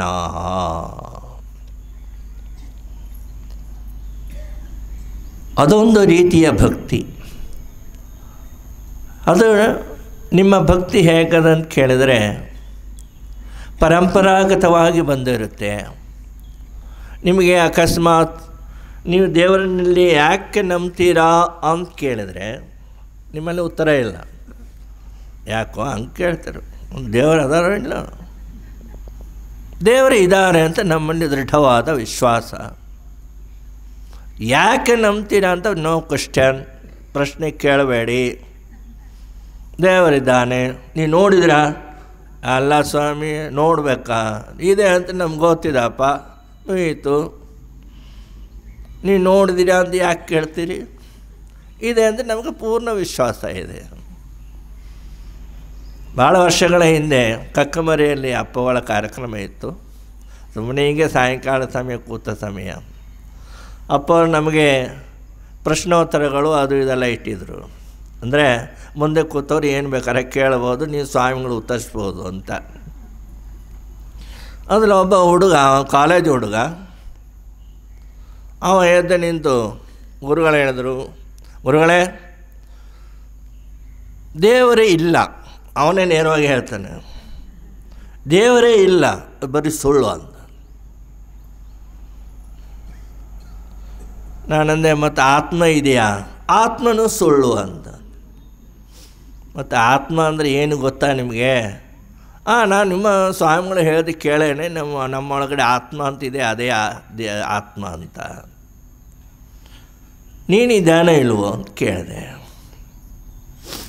ಈಗಿನ ಮಕ್ಕಳು ಹೆಂಗೆ ತಯಾರಾಗ್ತದೆ, be careful about it, B alerts. ಇವತ್ತಿನ ಶಾಲೆ ಕಾಲೇಜುಗಳಲ್ಲಿ ನಮ್ಮ ಮಕ್ಕಳು ಹೆಂಗೆ ತಯಾರಾಗ್ತದೆ ನಿಮ್ಗೆ ಈಗ ಗೊತ್ತಾಗ್ತದೆ. ಆ ಹುಡುಗ ಹೇಳ್ತಾನೆ, ನಾನು ಇದ್ದಾನೋ ಇಲ್ಲವೋ ಎಂಬುದು ಅಮೇರಿಕನ್ ವಿಜ್ಞಾನಿಗಳು ಸಂಶೋಧನೆ ಮಾಡ್ತಾ ಇದ್ದಾರೆ ಅಂದ. ಅಂದರೆ ನಾನು ಏನು ನಾನು ಅಂತೇವೆ, ಇದೇ ಆತ್ಮ. ನಾನು ಆ ಹುಡುಗನಿಗೆ ಕೇಳಿದಾಗ ಹುಡುಗ ಹೇಳ್ತಾನೆ, ಈ ಆತ್ಮ ಇದ್ದಾನೋ ಇಲ್ಲವೋ, ನಾನು ಇದ್ದಾನೋ ಇಲ್ಲವೋ, ಇದು ಅಮೇರಿಕನ್ ವಿಜ್ಞಾನಿಗಳು ಇನ್ನೂ ಶೋಧನೆ ಮಾಡಕತ್ತಾರೆ, ಇನ್ನೂ ಅವ್ರಿಗೆ ಪತ್ತೆ ಹತ್ತಿಲ್ಲ ಅಂದ. ಮುಂದೆ ಅವನ ತಾಯಿ ಕೂತಿದ್ರು. ಅಡೇ ಮಗನೇ, ದಡ್ಡ ಶಿರೋಮಣಿ, ಬರೀ ಒಂದು ಕೂತ್ಕೊಳ್ಳೆ ಅಂದ. ಗುರುಗಳ ಮುಂದೆ ಏನು ಮಾತಾಡ್ತೀಯ? ನಾನು ಇದ್ದಾನೋ ಇಲ್ಲವೋ ಅಂತ ಅಮೇರಿಕನ್ ವಿಜ್ಞಾನಿಗಳು ಶೋಧನೆ ಮಾಡಬೇಕಾ? ನಿಮ್ಗೆ ಗೊತ್ತಿಲ್ವ ನಾನಿದ್ದೇನೆ ಅಂತ? ಅದು ಸ್ವಯಂ ಸಿದ್ಧ. ಅಮೇರಿಕನ್ ವಿಜ್ಞಾನಿಗಳು ಹೇಳಬೇಕಾ ನೀವು ಇದ್ದಾನೆ ಅಂತ? ಆ ತಾಯಿಗೆ ಗೊತ್ತಾಯಿತು ತನ್ನ ಮಗ ಎಷ್ಟು ದೊಡ್ಡನಾಗ್ಯಾನಂತ. ಅವನು BSc ಕಾಲೇಜಿನಲ್ಲಿ ದೊಡ್ಡ ಹುಡುಗ, ವಿಜ್ಞಾನದ ಹುಡುಗವ. ಹ್ಯಾಂಗೆ ತಯಾರಾಗ್ಯಾರೆ, ಹ್ಯಾಂಗೆ ತಯಾರು ಮಾಡ್ತಾರೆ ನಮ್ಮ ಇವತ್ತಿನ ಶಾಲೆ ಕಾಲೇಜು ಮಾಸ್ಟ್ರುಗಳು ಅಂದರೆ, ಎಂಥ ವಿಜ್ಞಾನದ ಮಕ್ಕಳನ್ನು ದಡ್ಡರನ್ನಾಗಿ ಮಾಡ್ತಾರೆ. ಅದು ಸ್ವಯಂ ಸಿದ್ಧ. ಐ ಆಮ್, ನಾನು ಇದ್ದೇನೆ. ಅದಕ್ಕೆ ಶಾಸ್ತ್ರ ಹೇಳಬೇಕಾ? ವಿಜ್ಞಾನ ಹೇಳಬೇಕಾ? ಏನಿಲ್ಲ. ಅದು ಆತ್ಮ. ಇದು ಅದಕ್ಕೆ ನಿಮಗೆ ನಾನು ದೇವರು ಇದ್ದಾನೋ, ನೀವು ಯಾಕೆ ದೇವರಿಗೆ ಪೂಜೆ ಮಾಡ್ತೀರಾ ಅಂತ ಕೇಳಿದ್ರೆ ನಿಮ್ಮಲ್ಲಿ ಸಿಂಪಲ್ ಆನ್ಸರ್ ಇದೆ. ನಮಗೆ ವಿಶ್ವಾಸ ಇದೆ ಗುರುಗಳೇ, ನಾ ದೇವರನ್ನು ನಂಬ್ತೇನೆ, ದೇವರಿದ್ದಾನೆ, ಅದು ನಮ್ಗೆ ಗೊತ್ತದೆ. ಇದ್ದಾನೋ ಇಲ್ಲೋ, ಎಲ್ಲಿದ್ದೀರಾ ತೋರಿಸ್ರಿ, ಇಂಥದ್ದೆಲ್ಲ ಅಡ್ಡ ಪ್ರಶ್ನೆ ಹಾಕಬೇಡಿ. ಭಾಳ ಒಳ್ಳೆಯದು, ನಾವು ಒಪ್ಪಿಕೊಳ್ತೀನಿ ಇಂಥ ವಿಶ್ವಾಸವನ್ನು. ಇದು ನಂಬಿಕೆ. ಇದು ಅದು ನಿಮ್ಮ ಪೂರ್ವ ಜನ್ಮಗಳಿಂದ ಬಂದಂಥ ವಾಸನೆ, ಸಂಸ್ಕಾರದಿಂದ ಆ ಒಂದು ವಿಶ್ವಾಸ ಗಟ್ಟಿಯಾಗಿರುತ್ತೆ. ಇನ್ನು ವಿಜ್ಞಾನಿಗಳಿಗೆ ಕೇಳಿದರೆ ಅವರು ಒಂದು ಥರ. ವಿಜ್ಞಾನಿಗಳು ದೇವರಲ್ಲಿ ನಂಬ್ತಾರೆ, ಇಲ್ಲ ಅಂತಲ್ಲ. ನಿಮಗೆ ಆಶ್ಚರ್ಯ ಅನ್ನಿಸಿರಬಹುದು, ನಾವು ಶಾಲೆ ಕಾಲೇಜುಗಳಲ್ಲಿ ಶಾಲೆಯಲ್ಲೇ ಕಲಿಸ್ತಾರೆ ಭೂಮಿಗೆ ಆಕರ್ಷಣ ಶಕ್ತಿ ಇದೆ ಅಂತ. ಭೂಮಿಗೆ ಆಕರ್ಷಣ ಶಕ್ತಿ ಇದೆ. ನ್ಯೂಟನ್ ಅಂಥ ವಿಜ್ಞಾನಿ ಒಂದು ಗಿಡದ ಬುಡದಲ್ಲಿ ಕೂತ್ಕೊಂಡಾಗ ಒಂದು ಆ ಸೇಬನ್ನು ಕೆಳಗೆ ಡಪ್ ಅಂತ ಬಿತ್ತಂತೆ. ಇದು ಯಾಕೆ ಬಿತ್ತು ಅಂತ ಸಂದೇಹ ಶುರುವಾಗ್ತದೆ. ಕೊನೆಗೆ ತಿಳ್ಕೊಂಡ್ರಂತೆ ಈ ಭೂಮಿಗೆ ಆಕರ್ಷಣ ಶಕ್ತಿ ಇದೆ ಅಂತ. ಇವೆಲ್ಲ ಕಟ್ಟುಕತೆ ಇದೆ, ಆದರೂ ನಂಬೋಣ, ಇರಬಹುದು. ತಮಾಷೆ ಏನು ಗೊತ್ತಾ, ಈ ಭೂಮಿಗೆ ಗುರುತ್ವಾಕರ್ಷಣ ಶಕ್ತಿ ಇದೆ ಅಂತ ಕಂಡಿಡಿದಂಥ ನ್ಯೂಟನ್, ಅವನಿಗೆ ಗೊತ್ತಿರಲಿಲ್ಲ ಈ ಗುರುತ್ವಾಕರ್ಷಣ ಶಕ್ತಿ ಅಂದರೆ ಏನಂತೆ ಗೊತ್ತಿರಲಿಲ್ಲ ಅವನಿಗೆ. ಅವ ಕಣ್ಣಾರೆ ನೋಡಿಲ್ಲ, ಯಾವ ಲ್ಯಾಬೋರೇಟ್ರಿಯಲ್ಲೂ ನೋಡಿಲ್ಲ. ಸೇಬಣ್ಣು ಬಿದ್ದದ್ದು ಒಂದೇ ಖರೆ. But it is all guessing, mathematical guessing. ಲೆಕ್ಕ ಮಾಡಿ ಗೆಸ್ ಮಾಡೋದು, ಊಹೆ ಮಾಡೋದು, ಭೂಮಿಗೆ ಏನೋ ಒಂದು ಶಕ್ತಿ ಅದ, ಸೆಳ್ಕೊಳ್ಳುವ ಒಂದು ಶಕ್ತಿ ಇದೆ ಅಂತ. ಕೊನೆಗೆ ನ್ಯೂಟನ್ ಹೇಳ್ತಾನೆ ಒಂದು ಮಾತು. ನಮ್ಮ ಪತ್ರಿಕೆಯಲ್ಲಿ ವಿಜ್ಞಾನ ವೇದಾಂತ ಅಂತ ಒಂದು ಆರ್ಟಿಕಲ್ ಇದೆ, ಅದು ನೀವು ಓದಿದರೆ ಇದೆಲ್ಲ ನಿಮ್ಗೆ ಗೊತ್ತಾಗ್ತದೆ. ನ್ಯೂಟನ್ ಒಂದು ಮಾತು ಹೇಳ್ತಾನೆ, ಈ ಗ್ರಾವಿಟೇಷನಲ್ ಫೋರ್ಸ್, ಈ ಗುರುತ್ವಾಕರ್ಷಣ ಶಕ್ತಿ ಏನಿದೆ, ಇದೇ ನಮ್ಮ ಸೂರ್ಯ ಚಂದ್ರ ಎಲ್ಲ ಗ್ರಹಗಳನ್ನು, ಇಡೀ ವಿಶ್ವದಲ್ಲಿ ಎಷ್ಟು ಗ್ರಹಗಳು ನಕ್ಷತ್ರಗಳಿವೆ ಇವೆಲ್ಲವನ್ನು ನಿಯಂತ್ರಿಸುವುದು ಗುರುತ್ವಾಕರ್ಷಣ ಶಕ್ತಿ. ಅದು ನ್ಯೂಟನ್ಗೆ ಚೆನ್ನಾಗಿ ಗೊತ್ತಿತ್ತು, ಆದರೆ ಅದು ಏನಂತ ಗೊತ್ತಿರಲಿಲ್ಲ. ಆದರೆ ನ್ಯೂಟನ್ ಒಂದು ಮಾತು ಹೇಳ್ತಾನೆ, ಯಪ್ಪ, ಈ ಗುರುತ್ವಾಕರ್ಷಣ ಶಕ್ತಿ ಜಗತ್ತಿನಲ್ಲಿ ಎಲ್ಲ ಗ್ರಹಗಳು ನಕ್ಷತ್ರಗಳನ್ನು ಚೆನ್ನಾಗಿ ಸುತ್ತಂಗೆ ಮಾಡ್ತಾನಲ್ಲಪ್ಪ, ಅದೇನೊಂದು ಪುಣ್ಯ ಅಂತ. ವಿಜ್ಞಾನಿವ, ನೀವು ವಿಜ್ಞಾನಿಯವನು. ವಿಜ್ಞಾನಿಗಳು ಸ್ವಲ್ಪ ನಂಬ್ತಾರೆ. ವಿಲಿಯಮ್ಸ್ ಹಾಕಿನ್ಸ್ ಅಂತ ಭಾಳ ದೊಡ್ಡ ವಿಜ್ಞಾನಿ, ಅವನು ಹೇಳ್ತಾನೆ, ಈ ಜಗತ್ತು ತುಂಬ ಚೆನ್ನಾಗಿ ನಡೆದದ. ಮಾತು ಚೆನ್ನಾಗಿ ಶ್ರದ್ಧೆ ಇಟ್ಟು ಕೇಳ್ರಿ, ಚೆನ್ನಾಗಿ ನಡೆದದ ಈ ಜಗತ್ತು. ಚೆನ್ನಾಗಿ ನಡೀಬೇಕಾಯಿತು ಅಂದರೆ, ನಮ್ಮಂಥ ಸ್ವಾಮಿಗಳೊಂದು ಪ್ರಶ್ನೆ ಕೇಳ್ತೇನೆ, ಚೆನ್ನಾಗಿ ನಡೀಬೇಕಾಯಿತು ಅಂದರೆ ಅದನ್ನು ನಿಯಂತ್ರಿಸುವನೊಬ್ಬ ಬೇಕಲ್ಲ ಹೇಳಿ. ನಿಮ್ಮ ಕರ್ನಾಟಕ ಚೆನ್ನಾಗಿ ನಡೆದದ, ಬಸ್ಸೆಲ್ಲ ಟೈಮಿಗೆ ಓಡುತ್ತೆ, ಟ್ರೈನ್ ಟೈಮಿಗೆ ಓಡ್ತದೆ, ಎಲ್ಲವೂ ಚೆನ್ನಾಗಿ ನಡೆದದ ಅಂದರೆ ನಿಮ್ಮ ಕರ್ನಾಟಕ ಒಂದು ಸರ್ಕಾರ ಇದೆ ಅಂತ ಅರ್ಥ ಅಲ್ವಾ. ಸರ್ಕಾರ ಇಲ್ಲೇ ಇದ್ದರೆ ಏನಾಗುತ್ತೆ?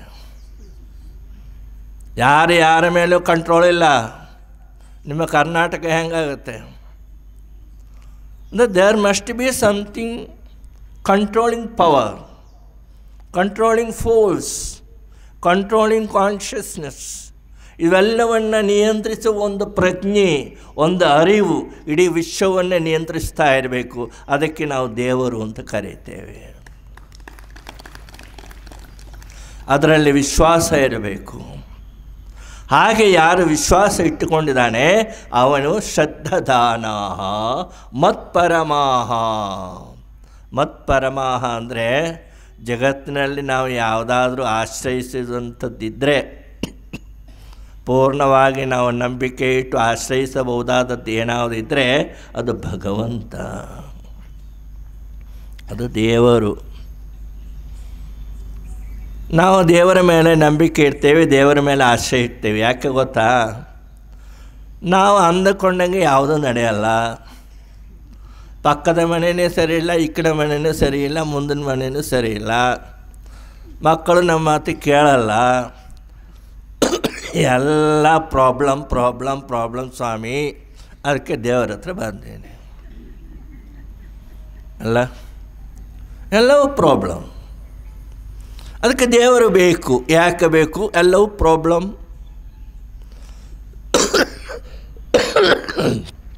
ಮೀರಾಬಾಯಿ ರಾಜಮನೆತನದಲ್ಲಿ ಆಕೆಯನ್ನು ಕೊಟ್ಟದ್ದು. ಅಲ್ಲಿ ಹೇಳಿ ಕಡಿಮೆ ಹೇಳಿ.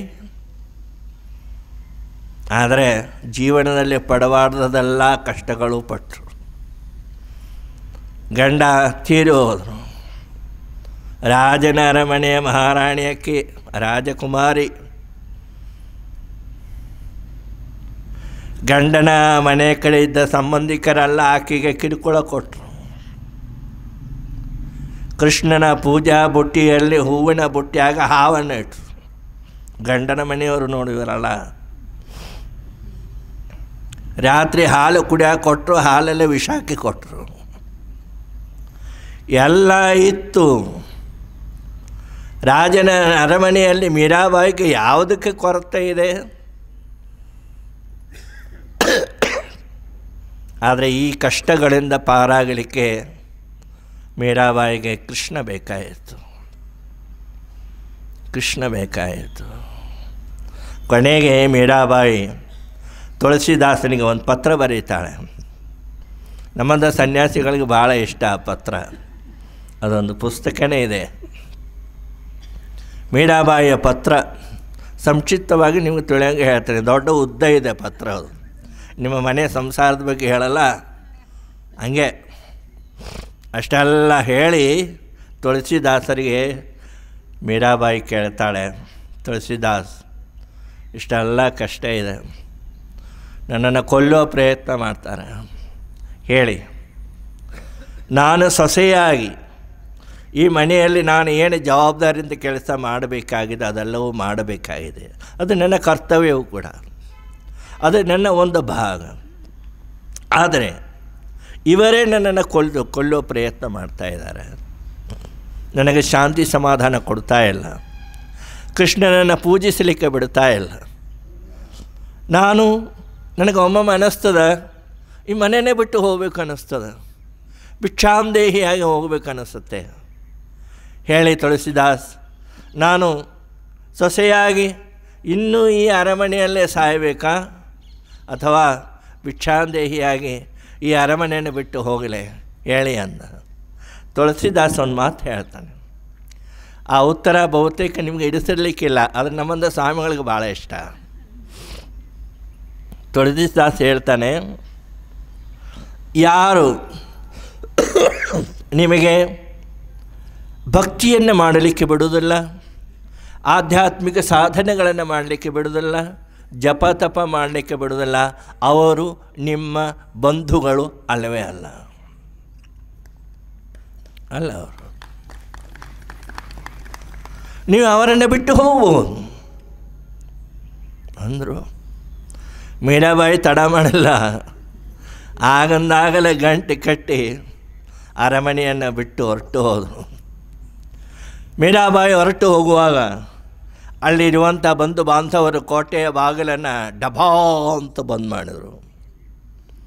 ಮೀರಾಬಾಯಿ ನೋಡಿದ್ರು, ಜನರೇ, ಅರಮನೆ ದೊಡ್ಡ ಅರಮನೆ, ಕೋಟ್ಯಾನುಕೋಟಿ ಸಂಪತ್ತು, ಈ ಮೀರಾಬಾಯಿಗಾಗಿ ಬಾಗಿಲು ಬಂದ್ ಮಾಡಿದ್ದಾಳೆ. ಆದರೆ ನನಗೆ ಭಗವಂತ ಈ ಜಗತ್ತನ್ನು ತೆರೆದಿಟ್ಟಿದೆ. ನನ್ನವರು ಅಂತ ಕೋಟ್ಯಾನುಕೋಟಿ ಜನ ಇದ್ದಾರೆ ಹೊರಗಡೆ. ನಾನು ಈ ಸಣ್ಣ ಅರಮನೆಯನ್ನು ತೊರೆದು ನಾನು ಜಗತ್ತಿಗೆ ಹೊರಟು ಹೋಗ್ತೀನಿ ಅಂದರು. ಅದು ಮೀರಾಬಾಯಿ. ಅವಳಿಗೆ ಕೊನೆಗೂ ಬೇಕಾಗಿದ್ದು ಕೃಷ್ಣ. ಯಾಕೆ? ಈ ಕಷ್ಟದಿಂದ ಅವಳು ಪಾರಾಗಬೇಕಾಯಿತು. ಅದಕ್ಕೆ ಕೃಷ್ಣನನ್ನೇ ಆಶ್ರಯಿಸಿದಳು. ಇಲ್ಲಿ ನೀವೊಂದು ಪ್ರಶ್ನೆ ಕೇಳಬಹುದು, ಗುರುಗಳೇ, ಎಲ್ಲವೂ ಚೆನ್ನಾಗಿದ್ದರೆ ಮನೆಯಾಗೂ ಚೆನ್ನ, ಹೊರಗೂ ಚೆನ್ನ, ನೀವು ಏನು ಜಪ ತಪ ಏನು ಬೇಕನ್ನು ಮಾಡ್ಕೋರಿ, ಎಲ್ಲದಕ್ಕೂ ರೆಡಿ ರೈಟ್, ಮನೆಯಲ್ಲಿ ಎಲ್ಲ ಅನುಕೂಲ ಇದೆ, ಬಂಧು ಬಾಂಧವರು ಎಲ್ಲ ಅನುಕೂಲ ಕೊಡ್ತಾರೆ, ನಿಮ್ಮ ಸಾಧನೆಗೆ ಎಲ್ಲದೂ ಅನುಕೂಲ ಕೊಡ್ತಾರೆ, ಅವರನ್ನೇ ಆರಾಮ ಉಂಡು ತಿಂದು ಆರಾಮ ಮನೆಯಲ್ಲಿ ಇರ್ಬೋದಲ್ಲ. ದೇವರೇ ಹಾಕಬೇಕು, ದೇವರ ಆಶ್ರಯ ಹಾಕಬೇಕು ಹೇಳಿ. ಕೆಲವರು ಹಂಗೂ ಪ್ರಶ್ನೆ ಕೇಳ್ತಾರೆ, ನಿಮಗೆ ದೇವರೇ ಹಾಕಬೇಕಪ್ಪ, ನಿಮಗೆ ಊಟ ಬೇಕಾ, ಎಲ್ಲ ಇದೆ, ದುಡಿಮೆಗೆ ದುಡಿಮೆ, ರೊಕ್ಕಕ್ಕೆ ರೊಕ್ಕ, ಬಂಧು ಬಾಂಧವರು ನಿಮಗೆ ಏನೂ ಹೇಳಲ್ಲ, ಏನು ಬೇಕನ್ನು ಮಾಡ್ಕೊ, ಶೀರ್ಷಾಸನ ಮಾಡ್ತಾರೆ ಮಾಡು, ಎಲ್ಲ ಅನುಕೂಲ, ದೇವರೇಕೆ? ಸ್ವಾಮಿ ವಿವೇಕಾನಂದರು ಅವರನ್ನು ಅಮೇರಿಕೆಯಲ್ಲಿ ಚಿಕಾಗೋ ಅಲ್ಲಿ ಭಾಷಣ ಮಾಡಬೇಕಾಯಿತು. ನಿಮಗೆಲ್ಲ ಗೊತ್ತಿರುವಂಥ ವಿಷಯ. ಅಮೇರಿಕೆಯಲ್ಲಿ ಭಾಷಣ ಮಾಡಬೇಕಾಯಿತು ಅಂದರೆ ನೀನು ಯಾರು, ನೀ ಎಷ್ಟು ಕಲ್ತ್ರಿ, ಮತ್ತು ನಿಮ್ಮ ಪರವಾಗಿ ಯಾರಾದರೂ ದೊಡ್ಡವರು ಆಕೆ ಪತ್ರವನ್ನು ಬರೆದು ಕೊಡಬೇಕು, ಪರಿಚಯ ಪತ್ರ. ವಿವೇಕಾನಂದನಿಗೆ ಮಡ್ರಾಸ್ ಮಹಾರಾಜ ಪರಿಚಯ ಪತ್ರವನ್ನು ಬರೆದು ಕೊಟ್ಟರು. ಅವರು ತುಂಬ ಹಿಂದೂ ಧರ್ಮದಲ್ಲಿ ಆಳವಾದ ಅಧ್ಯಯನ ಮಾಡಿದವರು, ಇವರನ್ನು ನೀವು ಪ್ರವಚನ ಮಾಡಿಸ್ಬೋದು ಅಂತ ಡಾಕ್ಯುಮೆಂಟ್ಸನ್ನು ಕೊಟ್ಟರು.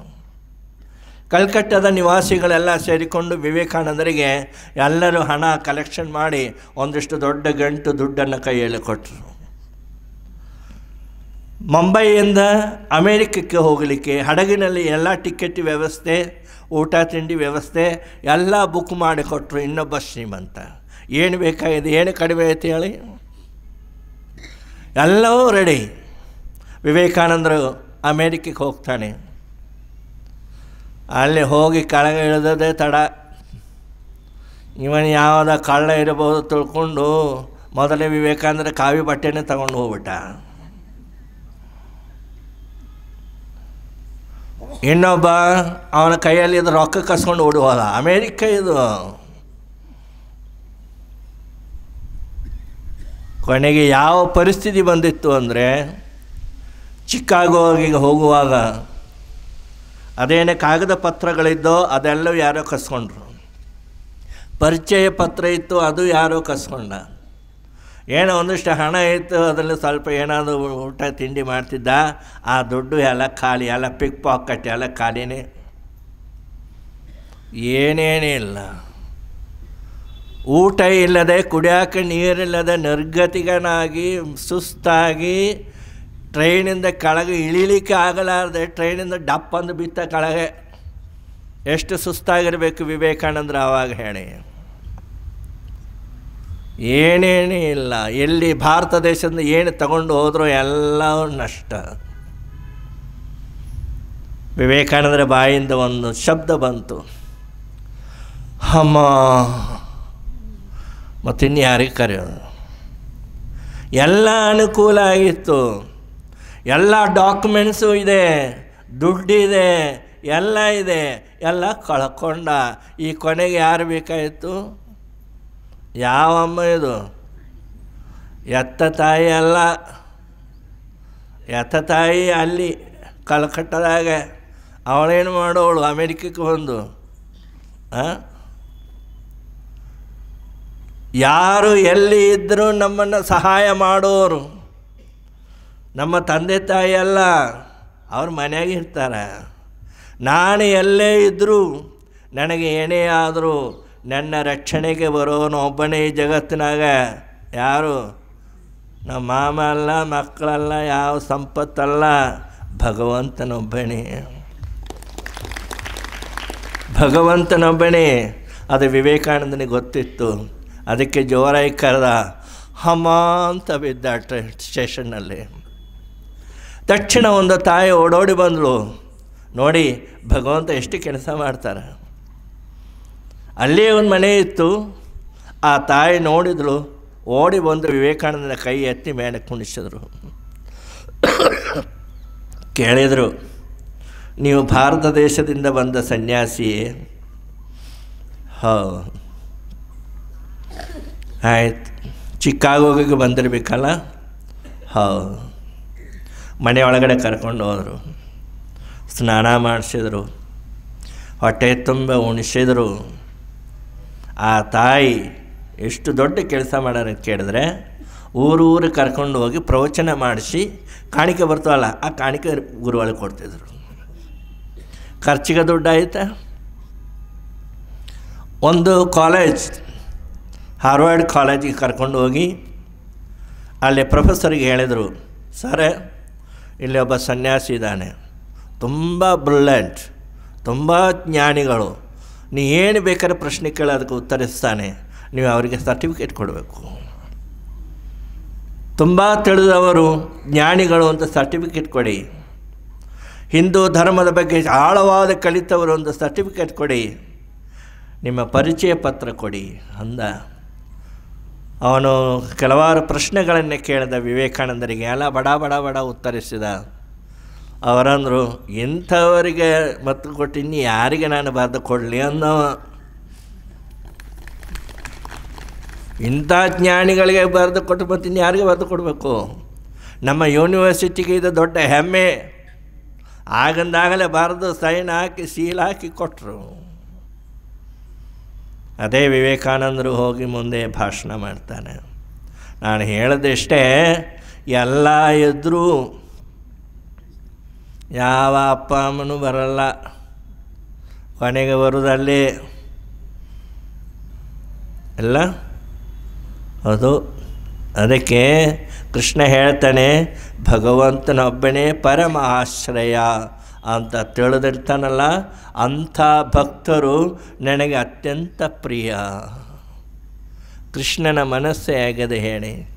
ಬಾಕಿ ಉಳಿದವರು ದೇವರು ಹಂಗಲ್ಲ. ಯಾರು ಕಾಯಿ ತರ್ತಾರೆ, ಯಾರು ಊದುಬತ್ತಿ ತರ್ತಾರೆ, ಯಾರು ಡಬ್ಬ್ಯಾಗ ರೊಕ್ಕ ಹಾಕ್ತಾರೆ, ಅವೆಲ್ಲ ನನಗೆ ಭಾಳ ಇಷ್ಟ. ಆದರೆ ಕೃಷ್ಣ ಹೇಳ್ತಾನೆ, ಕೃಷ್ಣನದ ಫಿಲಾಸಫಿನೇ ಬೇರೆ. ಯಾರು ನನ್ನನ್ನೇ ಆಶ್ರಯಿಸಿದ್ದಾನೆ, ಯಾರು ನನ್ನನ್ನೇ ಸದಾ ಭಜಿಸ್ತಾನೆ, ಯಾರು ನನಗಾಗಿ ದುಡಿತಾನೆ, ಅಂಥವ್ರು ನನಗೆ ಭಾಳ ಇಷ್ಟ. ಅಷ್ಟೇ ಅಲ್ಲ, ಇಡೀ ಶಾಸ್ತ್ರದಲ್ಲಿ ಏನೂ ಎಲ್ಲಿಯೂ ಹೇಳಲಾರದಂಥ ದೊಡ್ಡ ಒಂದು ವಾಗ್ದಾನವನ್ನು ಕೊಟ್ಟು ಹೋದರು ಕೃಷ್ಣ. ಯಾವ ದೇವರು ಹೇಳಿಲ್ಲ. ಏನು ಹೇಳಿದ್ರೆ ಗೊತ್ತಾ? ಅನನ್ಯಶ್ಚಿಂತಯಂತೋ ಮಾಂ ಯೇ ಜನ ಪರ್ಯುಪಾಸತೆ ತೇಷಾಂ ನಿತ್ಯಾಭಿಯುಕ್ತಾನಾಂ ಯೋಗಕ್ಷೇಮಂ ವಹಾಮ್ಯಂ. ಯಾವ ದೇವರು ಹೇಳಿದರೆ ರಾಮನೂ ಹೇಳಿಲ್ಲ, ಶಿವನೂ ಹೇಳಿಲ್ಲ. ಯಾವನು ನನ್ನನ್ನೇ ಆಶ್ರಯಿಸಿ ಬದುಕ್ತಾನೆ, ಅವನು ಏನು ಬೇಕು ಎಲ್ಲ ಕೊಡ್ತೇನೆ, ಏನಿದೆ ಎಲ್ಲ ರಕ್ಷಣೆ ಮಾಡ್ತೇನೆ ಅಂತ ಮಾತು ಕೊಟ್ಟು ಪ್ರಾಮಿಸ್ ಕೊಟ್ಟಿರುವಂಥ ಏಕೈಕ ಭಗವಂತ ಅಂದರೆ ಕೃಷ್ಣ. ಅವನ ಭಗವದ್ಗೀತೆ ಎಷ್ಟು ಹೇಳಿದ್ರೂ ಸಾಲದಲ್ಲ. ಎಷ್ಟು ಆಳವಾಗಿ ಅಧ್ಯಯನ ಮಾಡಿದ್ರೂ ಇನ್ನೆಷ್ಟು ಆಳಕ್ಕೆ ಹೋಗುವಂಥದ್ದು ಭಗವದ್ಗೀತೆ. ತಮಗೆಲ್ಲರಿಗೂ ಧನ್ಯವಾದಗಳು.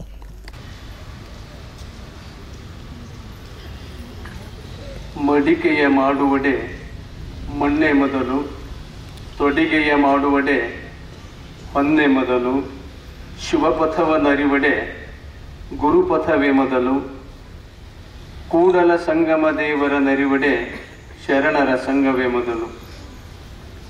ಪ್ರಾತಸ್ಮರಣೀಯರಾದ ಪೂಜ್ಯ ವೇದಾಂತ ಕೇಸರಿ ಮಲ್ಲಿಕಾರ್ಜುನ ಮಹಾಶಿವಯುಗಳನ್ನು, ಜ್ಞಾನಯೋಗಿ ಗುರುದೇವರ ಶ್ರೀಚರಣದಲ್ಲಿ ನನ್ನ ಭಕ್ತಿ ಪ್ರಣಾಮಗಳನ್ನು ಸಲ್ಲಿಸಿ, ಬಸವಾದಿ ಶಿವ ಶರಣರನ್ನು ಸ್ಮರಣೆ ಮಾಡಿಕೊಂಡು ಈ ಶ್ರಾವಣದ ನಿಮಿತ್ತವಾಗಿ ಹಮ್ಮಿಕೊಂಡಿರುವಂಥ ಈ ಕಾರ್ಯಕ್ರಮದ ಇಂದು ನಮ್ಮೆಲ್ಲರಿಗೆ ಭಗವದ್ಗೀತೆಯ 12ನೇ ಅಧ್ಯಾಯದ ಭಕ್ತಿಯೋಗದ ಒಂದು ಅಭಿಪ್ರಾಯವನ್ನು, ಸಂದೇಶವನ್ನು ನಮ್ಮೆಲ್ಲರಿಗೆ ತಿಳಿಸಿಕೊಟ್ಟಿರುವಂಥ ಪೂಜ್ಯರು, ಕರ್ಮಯೋಗಿಗಳು, ಅಷ್ಟೇ ಆಳವಾದಂಥ ಜ್ಞಾನವನ್ನು ಪಡ್ಕೊಂಡಂಥವರು ನಿಂಬಾಳ ಗುರುದೇವಾಶ್ರಮದ ಪೂಜ್ಯರಾದ ತೇಜೋಮಯಾನಂದ ಮಹಾಸ್ವಾಮಿಗಳ ಸನ್ನಿಧಾನದಲ್ಲಿ ಶರಣಾರ್ಥಿ ಸಲ್ಲಿಸಿ, ಇಲ್ಲಿ ಸಮಾವೇಶಗೊಂಡಿರುವಂಥ ಸಮಸ್ತ ಶರಣ ಬಂಧುಗಳೇ ತಮ್ಮೆಲ್ಲರಿಗೂ ಶರಣಾರ್ಥಿ.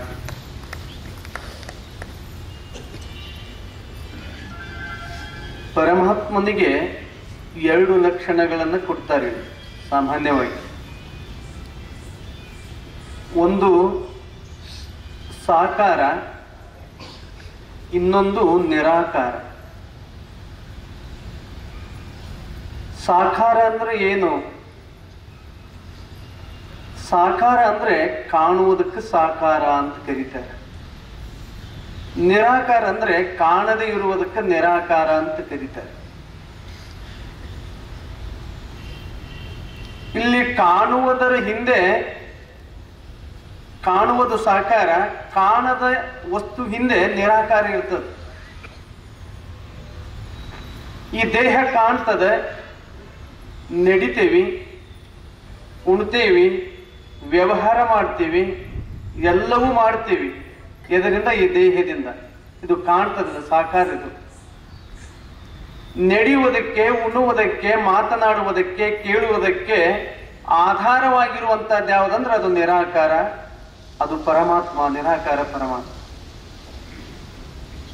ಇಲ್ಲಿ ನಿರಾಕಾರ ವಸ್ತುವನ್ನ ತಿಳ್ಕೋಬೇಕಾಗಿತ್ತಂದ್ರೆ ವಿಶೇಷ ಜ್ಞಾನ ಬೇಕು. ಅದಕ್ಕೊಂದು ಸ್ವಲ್ಪ ಜ್ಞಾನ ಬೇಕಾಗ್ತದೆ. ಸಾಕಾರ ತಿಳ್ಕೋಬೇಕಾದ್ರೆ ಜ್ಞಾನ ಅವಶ್ಯಕತೆ ಇಲ್ಲ, ಭಕ್ತಿ ಒಂದೇ ಸಾಕದಕ್ಕೆ. ಕೆಲವರು ನೇರವಾದ ಭಕ್ತಿಯನ್ನ ಮಾಡಿ ದೇವನನ್ನ ಕಂಡ್ರು, ಕೆಲವೊಬ್ಬರು ಜ್ಞಾನದಿಂದ ಪರಮ ಸತ್ಯ ವಸ್ತುವನ್ನು ಕಂಡ್ರು. ಇವ್ರು ಎರಡೂ ಕಂಡ್ರು ಕೂಡ ಒಬ್ಬ ಭಕ್ತಿ ಮಾರ್ಗ, ಇನ್ನೊಂದು ಜ್ಞಾನ ಮಾರ್ಗ. ಇವರಲ್ಲಿ ಏನು ವ್ಯತ್ಯಾಸ ಸ್ವಾಮೀಜಿ ಅವರು ಕೇಳಿದ್ರೆ, ಜ್ಞಾನ ಮಾರ್ಗದವನಿಗೂ ದೇವರದಾನ, ಭಕ್ತಿ ಮಾರ್ಗದವನಿಗೂ ದೇವರದಾನ, ಇಬ್ಬರಿಗೂ ಕೂಡ ದೇವರು ಅದಾನ. ಯಾಕೆ ಅಂತ ಕೇಳಿದ್ರೆ, ಅವ ಜ್ಞಾನ ರೂಪನೂ ಅದಾನ, ಭಕ್ತಿ ರೂಪನೂ ಅದಾನ. ಆದ್ರಿಂದ ದೇವರು ನಮ್ಮೆಲ್ಲರಿಗೆ ಒಂದೇ ರೀತಿಯಾಗಿ ಎಲ್ಲವನ್ನ ಕೊಟ್ಟಿದ್ದಾನೆ. ಆದರೆ ಅದನ್ನು ನಾವು ಪಡ್ಕೊಳ್ಳೋದರಲ್ಲಿ ವ್ಯತ್ಯಾಸ ಇದೆ, ಇಷ್ಟೇ. ಸೂರ್ಯ ಬೆಳಕನ್ನ ಚೆಲ್ತಾನೆ. ಒಂದೂರೊಳಗೆ ಬಹಳ ಕಡಿಮೆ ಬೆಳಕ, ಇನ್ನೊಂದೂರೊಳಗೆ ಬಹಳ ಕಡಿಮೆ ಬೆಳಕ ಏನ ಚೆಲ್ಲ ನಾನು ಇಲ್ಲ. ನಮ್ಮ ಮನೆ ಮೇಲೆ ಇರುವಂತ ಪ್ರಕಾಶ ಇನ್ನೊಬ್ಬರ ಮನೆ ಮೇಲೇನೂ ಇದೆ, ಇನ್ನೊಬ್ಬರ ಮನೆ ಮೇಲಿರುವಂತ ಪ್ರಕಾಶ ನಮ್ಮ ಮನೆ ಮೇಲೇನೂ ಇದೆ. ಸೂರ್ಯನ ಪ್ರಕಾಶದಲ್ಲಿ ವ್ಯತ್ಯಾಸ ಇಲ್ಲ, ಯಾವುದರಲ್ಲಿ ವ್ಯತ್ಯಾಸ ಇಲ್ಲ, ನಮ್ಮ ಮನೋಭಾವನೆಯಲ್ಲಿ ವ್ಯತ್ಯಾಸ ಆಗ್ತದೆ. ಅದಕ್ಕೆ ಭಕ್ತಿ ಅಂದ್ರೆ ಏನು ಅಂತ ತಿಳ್ಕೋಬೇಕು. ನಿಷ್ಕಾಮದಿಂದ ಮಾಡುವ ಭಕ್ತಿಗೆ ಅದಕ್ಕೆ ಪರಮ ಪ್ರೇಮ ಭಕ್ತಿ ಅಂತ ಕರೀತಾರೆ. ಏನಾದ್ರೂ ಒಂದು ಆಶೆ ಇಟ್ಟುಕೊಂಡು ನಾವು ಭಗವಂತನನ್ನ ಸ್ಮರಣೆ ಮಾಡಿದೆವಂದ್ರ ಅದಕ್ಕೆ ಕಾಮ್ಯ ಭಕ್ತಿ ಅಂತ ಕರೀತಾರೆ. ಒಬ್ಬವ ಬುದ್ಧಿವಂತ, ಇನ್ನೊಬ್ಬವ ಹೃದಯವಂತ. ಮೊನ್ನೊಬ್ಬ ಹುಡುಗ ಬಂದಿದ್ದ, ಕಾಲೇಜ್ ಹುಡುಗ. ಸ್ವಾಮಿಗಳ ದೇವ್ರದನಂತ ಎಲ್ಲರೂ ಹೇಳ್ತಾರೆ, ಎಲ್ಲರೂ ಮಾಡ್ತಾರ. ಅದು ಹೆಂಗದ, ನಾವು ಏನೇನ್ ಮಾಡ್ತಾನ, ಮತ್ತ ಅವನು ಕಾಣಬೇಕಾಗ್ಯದ, ಯಾವಾಗ ಬರ್ತಾನ, ಅವನ್ ಭೇಟಿ ಆಗ್ಬೇಕಾಗ್ಯದ ಅಂದವ.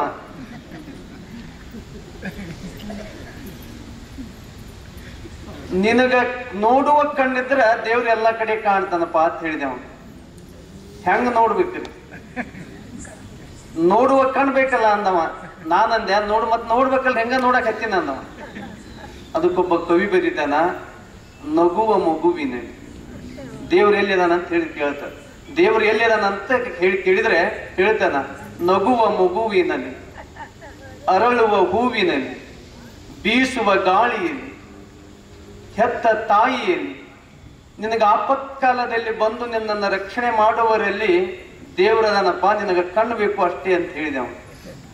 ತಿಳಿಯುವ ಕಣ್ಣು ಬೇಕು, ಗುರುತಿಸುವ ಕಣ್ಣು ಬೇಕು. ಯಾವಾಗ ನಮ್ಮ ಮಧುರ ಭಾವನೆ ಹೊರಗೆ ಹಾಕ್ತೇವೋ ಅವಾಗ ಎಲ್ಲ ಕಡೆ ದೇವರು ಕಾಣಲಿಕ್ಕೆ ಸಾಧ್ಯ ಇದೆ. ಅದಕ್ಕೆ ಮಹಾದೇವ್ಯಕ್ಕ ಹೇಳಿದ್ರು, ವನವೆಲ್ಲ ನೀವೇ, ವನದೊಳಗಿರುವ ತರು ಮರಾದಿಗಳೆಲ್ಲವೂ ನೀವೇ. ನಮಗೂ ವನ ಕಾಣ್ತದೆ, ಅಕ್ಕ ಮಹಾದೇವಿಗೆ ಕಾಣ್ತು, ವನವೆಲ್ಲ ನೀ ತುಂಬಿ ಅಂತ ಹೇಳಿದ್ರು ಮಹಾದೇವಿ. ನಮಗೇನ್ ಕಾಣ್ತಾವ, ಬರೀ ಹಣ್ಣು ಕಾಣ್ತಾವ, ಹಣ್ಣಿನ ಬೆಲೆ ಕಾಣ್ತದ. ಈ ಗಿಡದಲ್ಲಿರುವಂತ ಹಣ್ಣುಗಳನ್ನ ಹರಿದು ಮಾರಾಟ ಮಾಡಿದ್ರೆ ಎಷ್ಟು ಬಂದಿತ್ತು ರೊಕ್ಕ ಅಂತ ನಮಗ ಅದ್ರ ಬೆಲೆ ಕಾಣಕ್ ಶುರು ಆಗ್ತದೆ. ಆದ್ರೆ ಮಹಾತ್ಮರಿಗೆ, ಸಂತರಿಗೆ ಈ ವನವೆಲ್ಲ ದೇವರವಾಗಿ ಕಾಣ್ತದೆ. ಆ ದೇವರನ್ನ ಕಾಣಬೇಕಾಗಿತ್ತಪ್ಪ ಅಂತಂದ್ರೆ ನಮ್ಮಲ್ಲಿ ಏನು ಬೇಕಾಗ್ಯದಪ್ಪ ಅಂತಂದ್ರೆ ಬೆಳ್ಳಿ ಬಂಗಾರ ದೇವರಿಗೆ ಬೇಕಾಗಿಲ್ಲ. ನಮ್ಮ ಈ ಊದ್ಬತ್ತಿ, ಕಾಯಿ, ಕರ್ಪೂರ ಮುಂಗೆ ಏನೂ ಬೇಕಾಗಿಲ್ಲ. ಅವಾಗ ಅತ್ಯಂತ ಮಧುರ ಹೃದಯದ ಭಕ್ತಿ ಇದ್ರೆ ಸಾಕು, ದೇವರೆಲ್ಲರಿಗೂ ಸಾಕ್ಷಾತ್ಕಾರ ಆಗ್ತಾನೆ. ಅವಾಗ ಇನ್ನೊಂದನ್ನು ಮಾತು ಕೇಳಿದೆ, ನೀ ಇಷ್ಟು ದೊಡ್ಡವಾಗಿಲ್ಲ, ದೇವ್ರು ನಿನಗೆಲ್ಲ ಕೊಟ್ಟನಲ್ಲ, ಇದನ್ನ ಯಾರು ಮಾಡ್ಯಾರ ಅಂತ ಕೇಳಿದೆ. ನಮ್ಮವ್ವ ನಮ್ಮಪ್ಪ ನಾವು. ನಿಮ್ಮವ್ವ ನಿಮ್ಮಪ್ಪ ನಿಮಿತ್ತ ದೇವರು ನಮಗ ಕಣ್ಣು ಕೊಟ್ಟಾನ. ಎಲ್ಲಿ ಕೊಟ್ಟಾನ? ಮುಂದೆ ಕೊಟ್ಟಾನ. ಇವನು ಹಿಂದೆ ಕೊಟ್ಟಿದ್ರೆ ರಿವರ್ಸ್ ಹೊಡಿಬೇಕಿತ್ತು ಗಾಡಿ. ಈ ಕಣ್ಣು ಮುಂದೆ ಕೊಟ್ಟಾನ, ಕಣ್ಣನ್ನ ರಕ್ಷಣೆ ಮಾಡ್ಲಕ್ಕ ರೆಪ್ಪೆಯನ್ನ ಕೊಟ್ಟಾನ. ಹೌದು, ಉಗುರು ಎಷ್ಟು ಬೆಳಿಬೇಕು ಅಷ್ಟೇ ಕೊಟ್ಟಾನ. ಈ 5 ಬಳ್ಳ ಸಮ ಇದ್ದು ಅಂದ್ರೆ ಇವು ಏನು ಮಾಡ್ಲಿಕ್ಕೆ ಸಾಧ್ಯ ಇರಲಿಲ್ಲ. ಇಲ್ಲಿ ಎಲ್ಲಕ್ಕೂ ಅದಕ್ಕೆ ಆಧಾರ ಕೊಟ್ಟಾನ. ಇದಕ್ಕ ದೇಹ ಎಂಬ ಗುಡಿ ಅಂತ ಕರೀತಾರ. ಇದನ್ನ ಒಂದು ಕಡಿಮೆ ಒಂದು ಹೆಚ್ಚು ಮಾಡಿಲ್ಲ, ಎಲ್ಲವನ್ನ ಒಂದು ರೀತಿ ಮಾಡಿದ್ದಾನೆ. ಯಾಕೆ ಅಂದ್ರೆ ಇದು ಕೈಯ ಹಿಡಿಲಿಕ್ಕೆ ಬರಬೇಕು, ಬರಿಲಿಕ್ಕೆ ಬರಬೇಕು, ಉಣ್ಲಿಕ್ಕೆ ಬರಬೇಕು, ಕೆಲಸ ಮಾಡಕ್ ಬರಬೇಕು, ಎಲ್ಲವನ್ನ ಕೊಟ್ಟಾನೆ. ನಮ್ಮ ಕೇಶಗಳು ಕೂದಲು ಬಂದ್ರೆ ನಾವೆಲ್ಲ ಅದನ್ನ ಕಟ್ ಮಾಡ್ಕೋತೀವಿ, ಹೌದು. ಉಗುರು ಬಂದ್ರೆ ಕಟ್ ಮಾಡ್ಕೋತೀವಿ. ಈ ಕೂದಲುಗತೆನೆ ಉಗುರುಗತೆನೆ ಹಲ್ಲು ಬಂದಿತ್ತು ಅಂದ್ರೆ ದಿನ ಹೋಗ್ಬೇಕಾಗಿತ್ತು ನಾವು.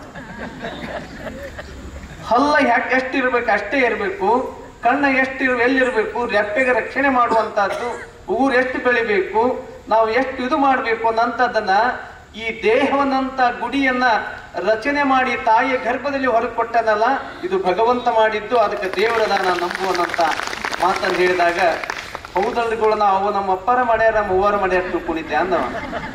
ಅವರು ನಿಮಿತ್ತ ಮಾತ್ರ, ಆದರೆ ತಾಯಿ ತಂದೆ ನಿನಗೆ ದೇವರಾಗ್ತಾರೆ.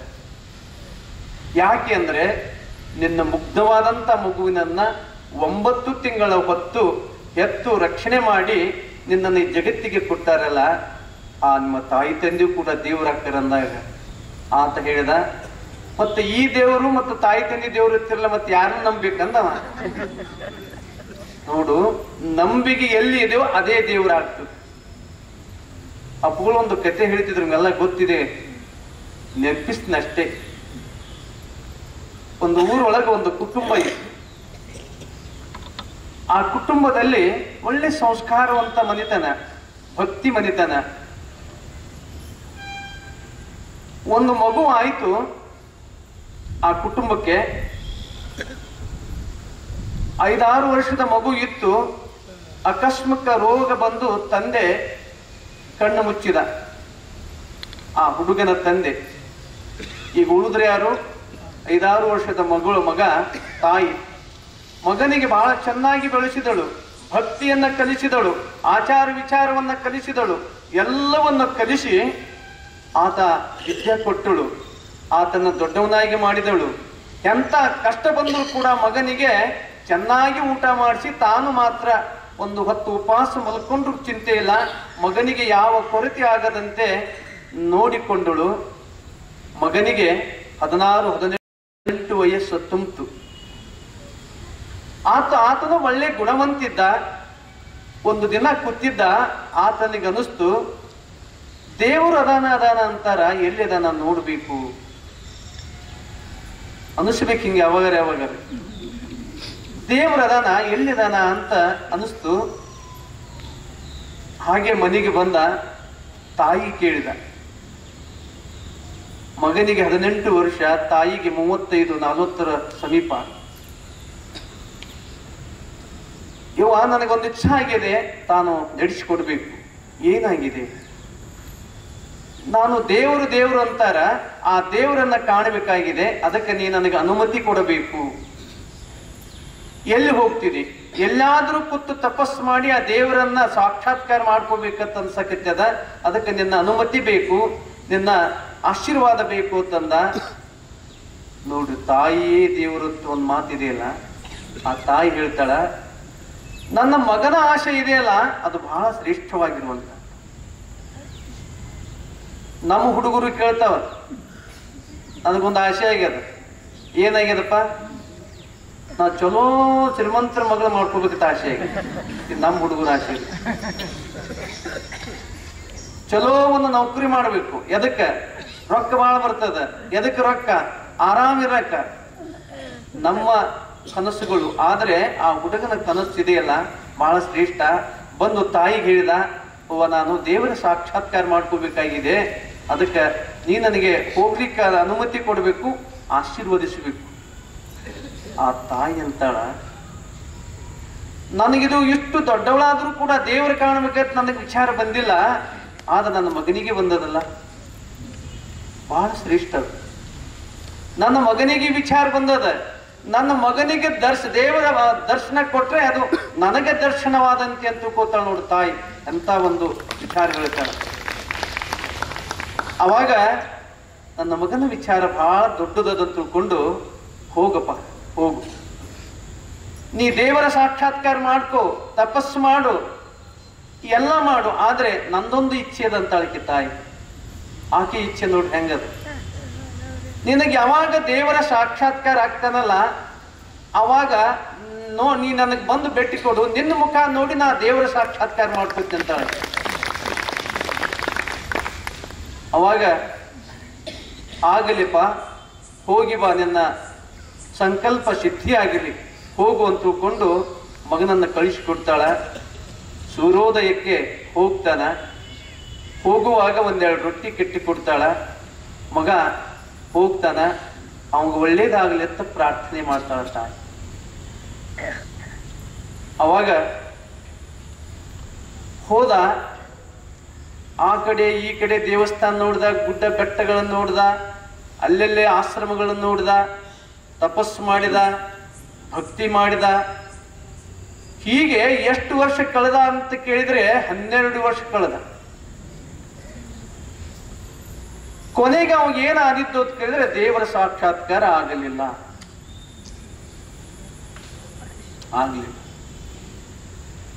ಈ 12 ವರ್ಷ ಮಗ ಎಂದು ಹೋದ್ನಲ್ಲ ದೇವರ ಸಾಕ್ಷಾತ್ಕಾರ ಮಾಡ್ಕೊತ್ನಿ ಅಂತ, ಯಾವಾಗ ಮನೆ ಬಿಟ್ಟು ಮಗ ಹೊರಗೋದ, ತಾಯಿ ದಿನಾಲು 2 ಹೊತ್ತು ಪ್ರಾರ್ಥನೆ ಮಾಡ್ತಿದ್ದಳು.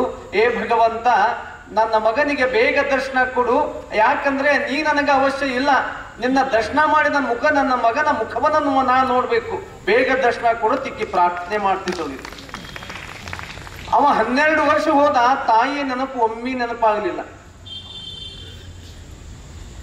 ಅವಾಗ 12 ವರ್ಷ ಆಯ್ತು, ದೇವರ ಸಾಕ್ಷಾತ್ಕಾರ ಆಗುದಿಲ್ಲ ಅಂತ ಅನಿಸ್ತು. ಅವಾಗ ತಾಯಿಯ ನೆನಪತ್ತು. ನನ್ನ ತಾಯಿ ಒಂದು ಮಾತನ್ನು ಹೇಳಿದ್ದಳು, ದೇವರ ಸಾಕ್ಷಾತ್ಕಾರ ಮಾಡ್ಕೊಂಡು ಬಂದು ನಿನ್ನ ಮುಖ ನಾನು ನೋಡ್ತೀನಿ, ನಿನ್ನ ಮುಖ ನೋಡಿ ನಾನು ಕಣ್ಣು ಮುಚ್ತೀನಿ, ನೀನು ದೇವರ ಸಾಕ್ಷಾತ್ಕಾರ ಮಾಡ್ಕೊಂಡು ಮಾತು ಹೇಳಿದಾಳ. ನನಗೆ ಮಾತ್ರ ದೇವರ ಸಾಕ್ಷಾತ್ಕಾರ ಆಗ್ಲಿಲ್ಲ. ಅದಕ್ಕೆ ಏನು ಮಾಡ್ಲಿಕ್ಕೆ ಚಿಂತೆ ಮಾಡಿ ಕೊನೆಗಂದ, ನನ್ನ ತಾಯಿ ಮುಖಾರ ನೋಡ್ಬೇಕಂತ ತಿಳ್ಕೊಂಡು 12 ವರ್ಷದ ಮೇಲೆ ಊರ್ ಕಡೆ ಬಂದ. ನಡ್ಕೋತ ಬರ್ಬೇಕಾದ್ರೆ ಅದೊಂದು ಸಮಯ ವರ್ಷಗಳೇ ಹಿಡಿತು. ಮನೆಗೆ ಎಷ್ಟೊತ್ತಿಗೆ ಬಂದ ಅಂದ್ರ ರಾತ್ರಿ 12 ಗಂಟೆಗೆ ಬಂದ. ಸಣ್ಣ ಬಡವರ ಕುಟುಂಬ ಅದು, ಒಂದು ಜೋಪಡಿ. ತಾಯಿ ಊಟ ಮಾಡಿದಾಳ, ಹಾಸಿಗೆ ಮೇಲೆ ಕುಂತಾಳ, ಒಂದು ಸಣ್ಣ ದೀಪ ಉರಿತಿತ್ತು, ಪ್ರಾರ್ಥನೆ ಮಾಡ್ತಿದ್ದಳು. 12 ಗಂಟೆಗೆ ಬಂದು ಇವ ಗುಡಿಸಲು ಮುಂದೆ ನಿಂತ. ಆಕೆ ತಾಯಿ ಆ ಗುಡಿಸಲು ಬಂದ ಏನು ಒಂದು ಬಾಗಿಲಿತ್ತಲ್ಲ ಜೋಪಡಿದು, ತಗೊಂಡು ನೋಡಿದ, ಪ್ರಾರ್ಥನೆ ಮಾಡ್ತಿದ್ದಳು. ಏ ಭಗವಂತ, ನನ್ನ ಮಗನಿಗೆ ಬೇಗ ದರ್ಶನ ಕೊಡು, ಬೇಗ ದರ್ಶನ ಕೊಡು. ಅವನ ಮುಖವನ್ನು ನೋಡಿ ನಾನು ನನ್ನ ಪ್ರಾಣವನ್ನು ಬಿಡಬೇಕಂತ ನನ್ನ ಸಂಕಲ್ಪ ಇದೆ, ಬೇಗ ದರ್ಶನ ಕೊಡು ಅಂತ ಪ್ರಾರ್ಥನೆ ಮಾಡ್ತಿದ್ದಳಲ್ಲ. ಈ ಪ್ರಾರ್ಥನೆ ಮಗನ ಕಿವಿಗೆ ಬಿತ್ತು. ಬಂದಿರ್ತಾನೆ ಅವ ಅಂದ, ದೇವ್ರಂತ ತಾಯಿ ಬಿಟ್ಟು ದೇವ್ರ ಕಾಣಕ್ ಬಂದಿಲ್ಲ, ನನ್ನಂತ ಹುಚ್ಚು ಜಗತ್ತಿನೊಳಗೆ ಯಾರು ಇಲ್ಲ ಅಂದ. ಕಾಣುವ ಭಾವ ಬತ್ತಂದ್ರೆ ತಾಯಿಯೇ ದೇವ್ರಾಗ್ತ. ಕಾಣುವ ಭಾವ ಬತ್ತಂದ್ರೆ ಒಂದು ಹೂವ ದೇವರ ಸ್ವರೂಪ ಆಗ್ತದೆ. ಹೃದಯದಲ್ಲಿ ಪ್ರೇಮ ತುಂಬಂದ್ರೆ ನಮ್ಮ ಬದುಕೆಲ್ಲ ಏನಾಗ್ತದಂದ್ರೆ ದೇವಮಯವಾಗ್ತಾ ಇದೆ. ಅದಕ್ಕೆ ಯಾರ ಹೃದಯದಲ್ಲಿ, ಯಾರ ಮನಸ್ಸಿನಲ್ಲಿ ಸ್ವಚ್ಛವಾಗಿರ್ತದೋ, ಭಗವಂತನ ನೆನಪು ಬರ್ತದೋ, ಹೃದಯ ಮಧುರ ಆಗಿರ್ತದೋ, ಅಂತವನ ಅಂತವರ ಬಾಯಿಂದ ಏನ್ ಬರ್ತದ ಅಂತ ಕೇಳಿದ್ರೆ ಬಸವಣ್ಣವ್ರು ಹೇಳ್ತಾರ, ಹಾಡಿದೊಡೆ ಎನ್ನೊಡೆಯನ ಹಾಡುವೆ, ಬೇಡಿದೊಡೆ ಎನ್ನೊಡೆಯನ ಬೇಡುವೆ, ಒಡೆಯಂಗೊಡಲ ತೋರಿ ಎನ್ನ ಬಡತನವ ಬೆನ್ನಯಿಸುವೆ, ಒಡೆಯ ಮಹಾದಾನಿ ಕೂಡಲ ಸಂಗಮ ದೇವ ಶರಗೊಟ್ಟಿ ಬೀಡು. ಆ ದೇವರ ಅಲ್ಲೇದಾನ ಇಲ್ಲೇದಾನಂತ ಅವಂಗ ಕಂಡದ್ದು ಎಲ್ಲಿ ದೇವರತ್ತಂದ್ರೆ ತನ್ನ ತಾಯಿಯಲ್ಲೇ ದೇವರು ಕಾಣ್ತಾನಲ್ಲ, ಅದು ಬಹಳ ಶ್ರೇಷ್ಠವಾಗಿರುವಂತ ಭಕ್ತಿ. ಅದೇ ಮಗನೇ, ಅದೇ ತಾಯಿ. ಆದರೆ ಅವಾಗ ಕಂಡದ್ದು ಒಬ್ಬ ಹೆಣ್ಣು ಮಗಳು, ನನಗೆ ಜನ್ಮ ಕೊಟ್ಟಂತ ಒಬ್ಬ ತಾಯಿ ಅಷ್ಟೇ ತಿಳಿದದ್ದು. ಈಗ ತಿಳಿದದ್ದು ಏನಂದ್ರೆ 12 ವರ್ಷ ತಿರುಗಿದ್ರು ದೇವರ ದರ್ಶನವಾಗಲಿಲ್ಲ. ತಾಯಿಯಲ್ಲಿ ಕಾಣುವಂತ ಬತ್ತಲ್ಲ, ವಿಚಾರ ಬತ್ತಲ್ಲ, ಅದು ಮಧುರ ಭಕ್ತಿ ತುಂಬಿತ್ತಲ್ಲ. ಅವಾಗ ಒಳಗೆ ಬಂದ, ತಾಯಿಗೆ ಸಾಷ್ಟಾಂಗ ನಮಸ್ಕಾರ ಹಾಕಿದ. ಅವಾಗ ತಾಯಿ ಬಹಳ ಸಂತೋಷ ಆಯ್ತು ಮಗನ್ ನೋಡಿ. ದೇವರ ದರ್ಶನ ಆಯ್ತು ಅಂತ ಕೇಳಿದ್ಲು. ಅದು ಎಲ್ಲಿ ಆಗಲಿಲ್ಲ, ನಿನ್ನ ಗುಡಿಸಲು ಮುಂದೆ ಆಯ್ತು ಅಂತ ಹೇಳಿದ. ಇನ್ನು ಗುಡಿಸಲು ಮುಂದೆ ಆಯ್ತು. ಅದಕ್ಕೆ ನಮ್ಮ ಭಕ್ತಿ ಹೃದಯ ಸ್ವಚ್ಛವಾಯ್ತಂದ್ರೆ ದೇವರನ್ನು ಹುಡುಕಾಡುವಂತ ಅವಶ್ಯಕತೆ ಇಲ್ಲ. ನಮ್ಮ ಕಣ್ಣುಗಳು ಪವಿತ್ರವಾಗಬೇಕು, ನಮ್ಮ ನಾಲಿಗೆ ಪವಿತ್ರವಾಗಬೇಕು, ನಮ್ಮ ಕಿವಿಗಳು ಪವಿತ್ರವಾಗಬೇಕು. ಯಾಕಂದ್ರೆ ಈ ಮನಸ್ಸಿಗೆ ಒಂದಿಷ್ಟು ಏನದ ಆ ಕಡೆ ಈ ಕಡೆ ಹರಿದಾಡ್ತದ, ಏನೇನೋ ನೋಡಿ ಅದು ಹೊಲಸಾಗ್ತದೆ. ಅದಕ್ಕೆ ಬಸವಣ್ಣವ್ರು ಹೇಳಿದ್ರು, ಅಕ್ಕಲಿತ್ತ ಹೋಗದಂತೆ ಹೆಳವನ ಮಾಡಯ್ಯ ತಂದೆ, ಸುತ್ತಿ ಸುಳಿದು ನೋಡದಂತೆ ಅಂಧಕನ ಮಾಡಯ್ಯ ತಂದೆ, ಮತ್ತೊಂದು ಕೇಳದಂತೆ ಕ್ಯೂಡನ ಮಾಡಯ್ಯ ತಂದೆ, ನಿಮ್ಮ ಶರಣರ ಪಾದವಲ್ಲದೆ ಅನ್ಯ ವಿಷಯ ಕೆಡಿಸದಂತಿಸು ಇರಿಸು ಕೂಡಲ ಸಂಗಮ ದೇವ. ಎಷ್ಟು ಚಂದ ಬೇಡ್ಕೊತಾರ ಬಸವಣ್ಣವ್ರು.